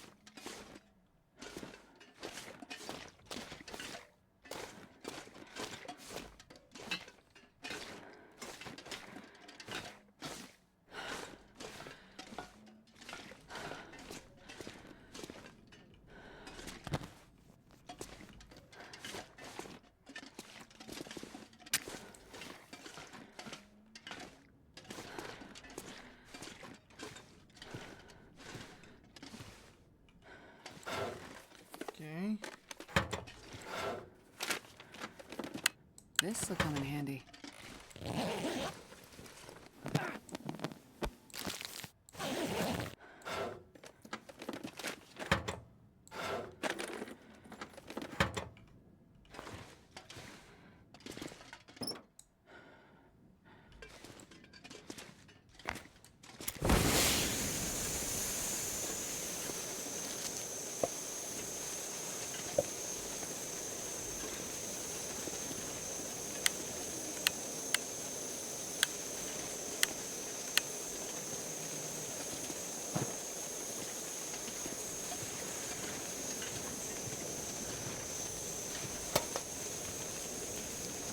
Well, this stuff will come in handy.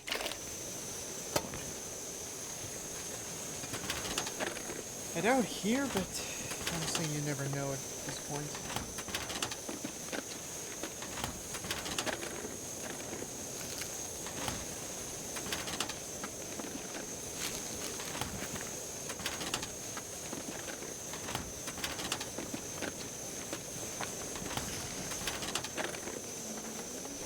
Hope nobody needs this anymore.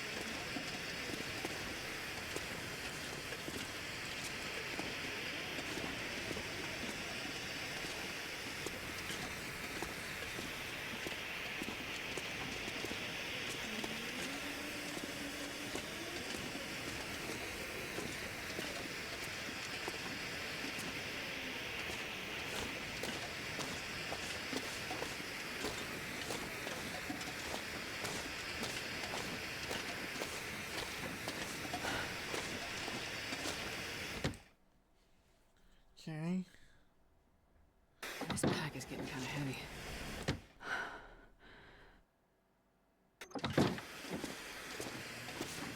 Problem is, like, what do I need to search for?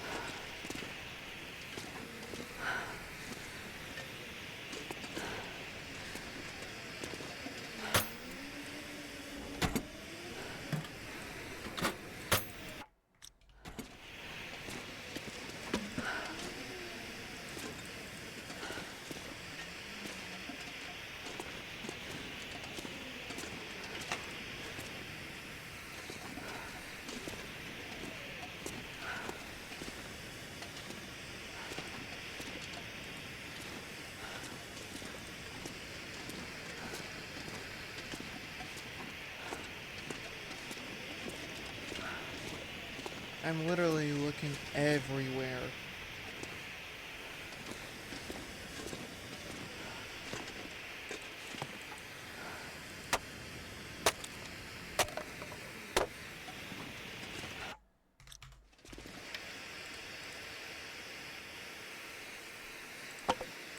I'm not going to be able to carry this load for much longer.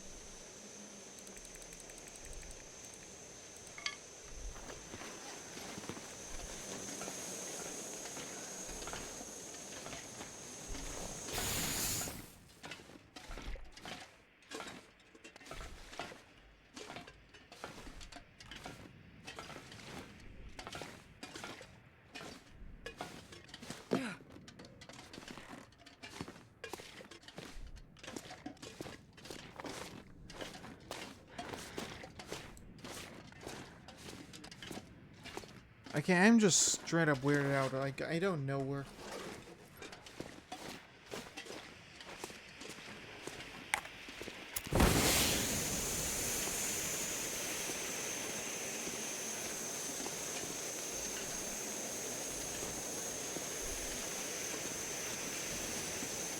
I really don't understand.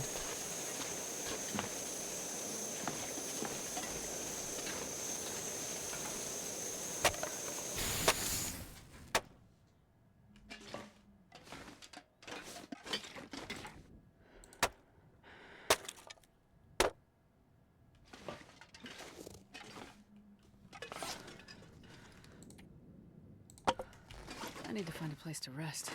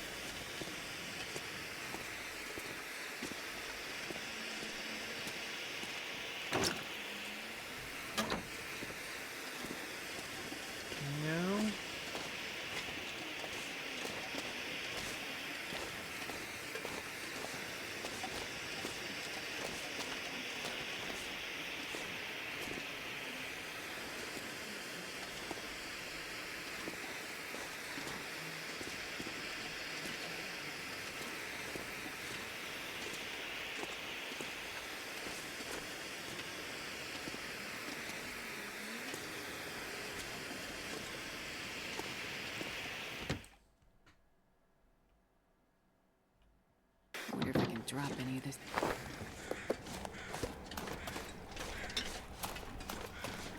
I'm gonna try and maybe...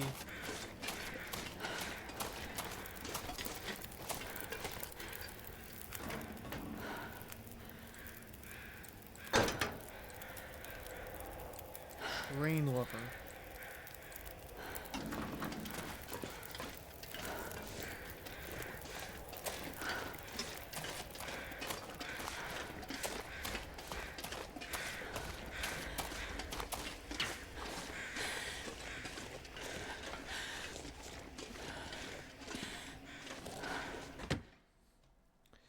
Okay.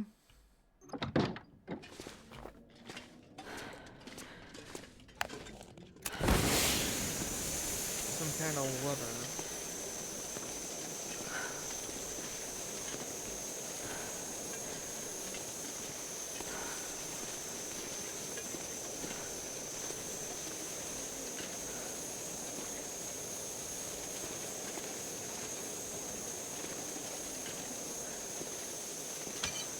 This must be what I need to get the train going.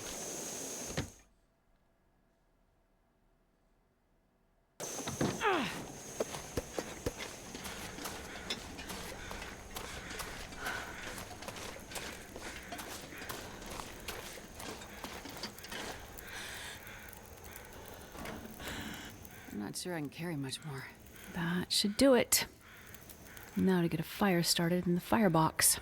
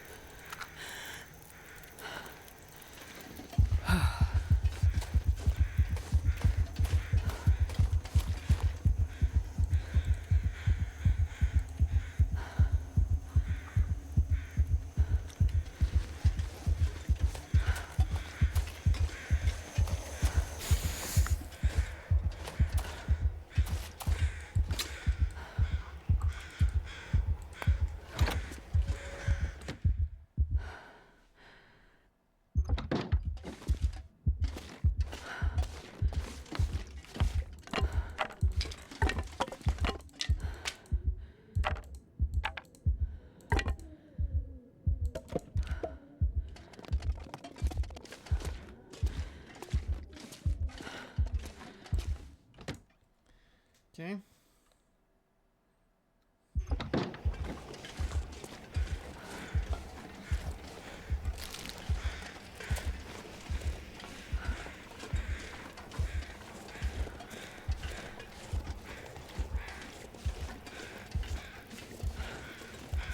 Some kind of white lighting. This pack is getting too heavy to carry.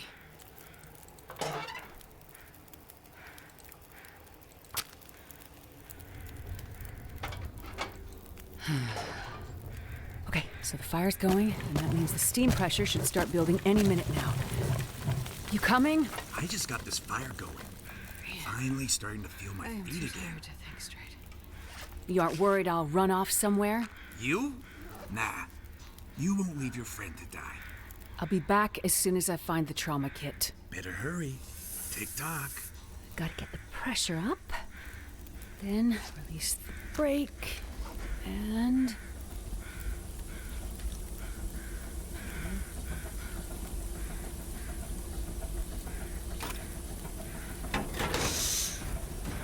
it works!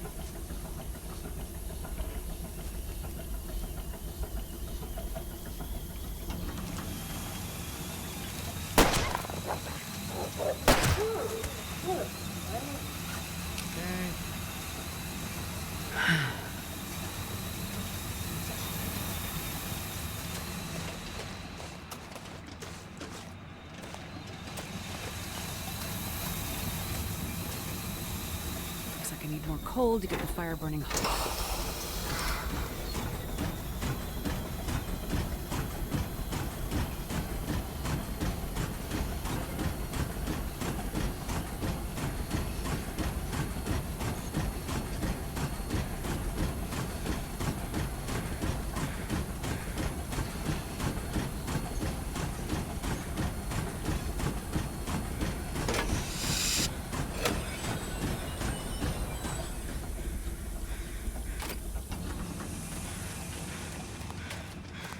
Well, not any more coal, but more fire.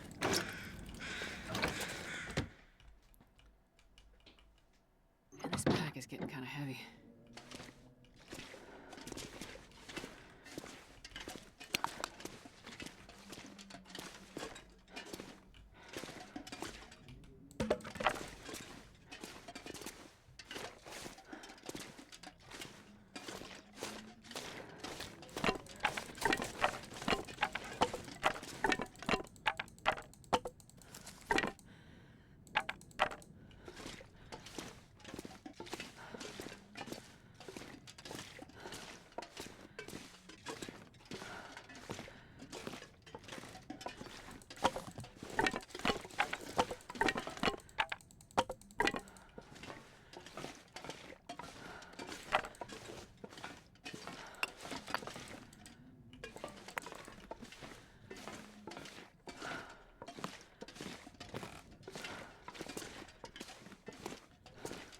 Okay.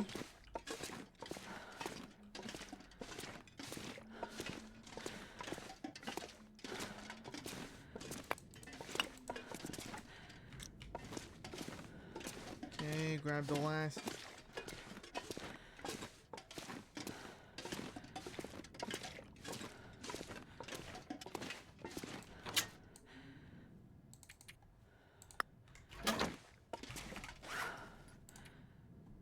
I can barely walk. Shush, Astrid. Shush.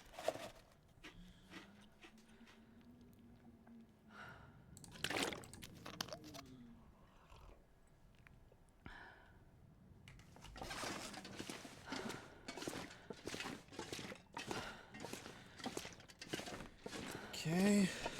Decent amount of firewood and,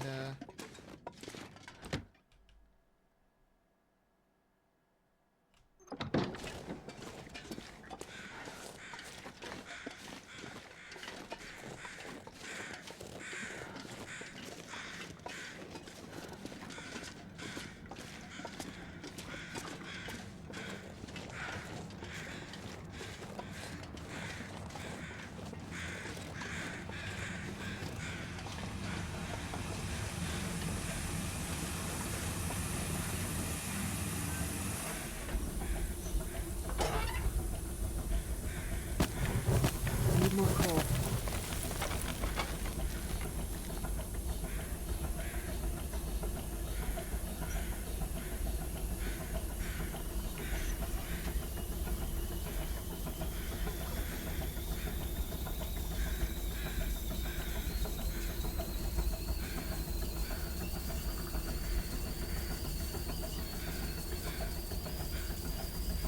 I'm not going to be able to carry this load for much longer.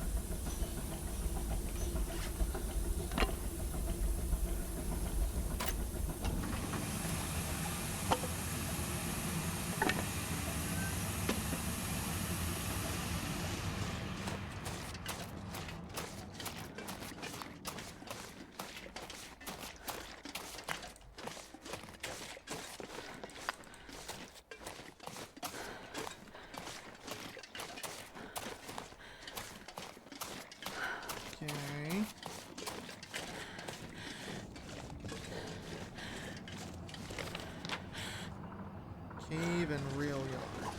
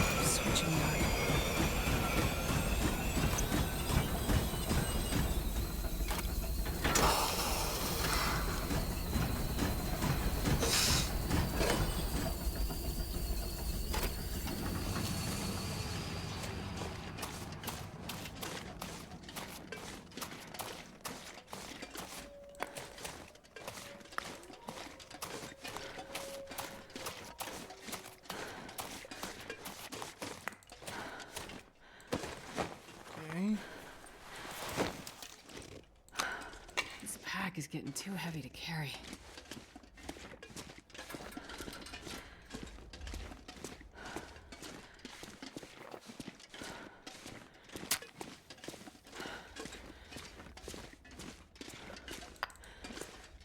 Another.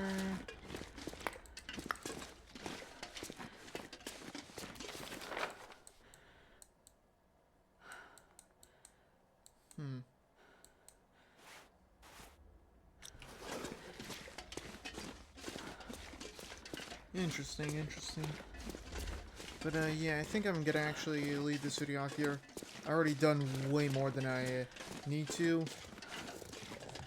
But I'm gonna end it off here. So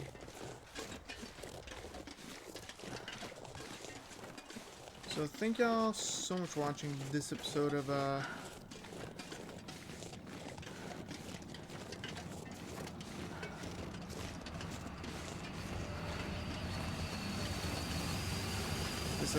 freaking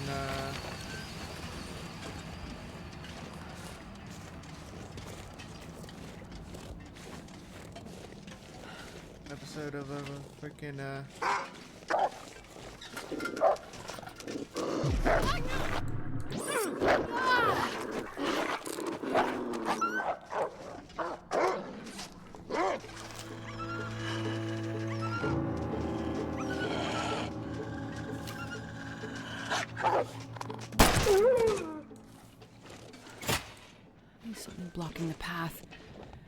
Just need to get it out of the way.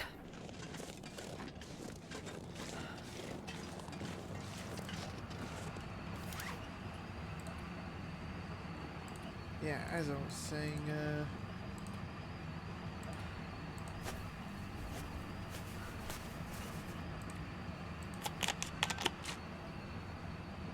Oh, come on.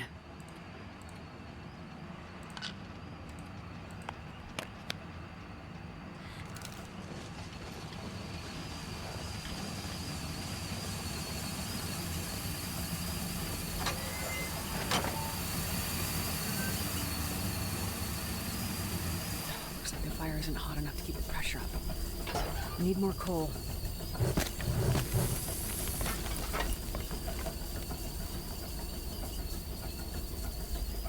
but yeah. As said, thank y'all so much for watching. Leave a like if you liked it, dislike if you hated it, because it will help the series out a lot. Do leave a comment, you have something on your mind as well, so let's see what you guys have to say and all that. And please do consider subscribing. And I'll see you all next video. But as always, stay awesome. Peace.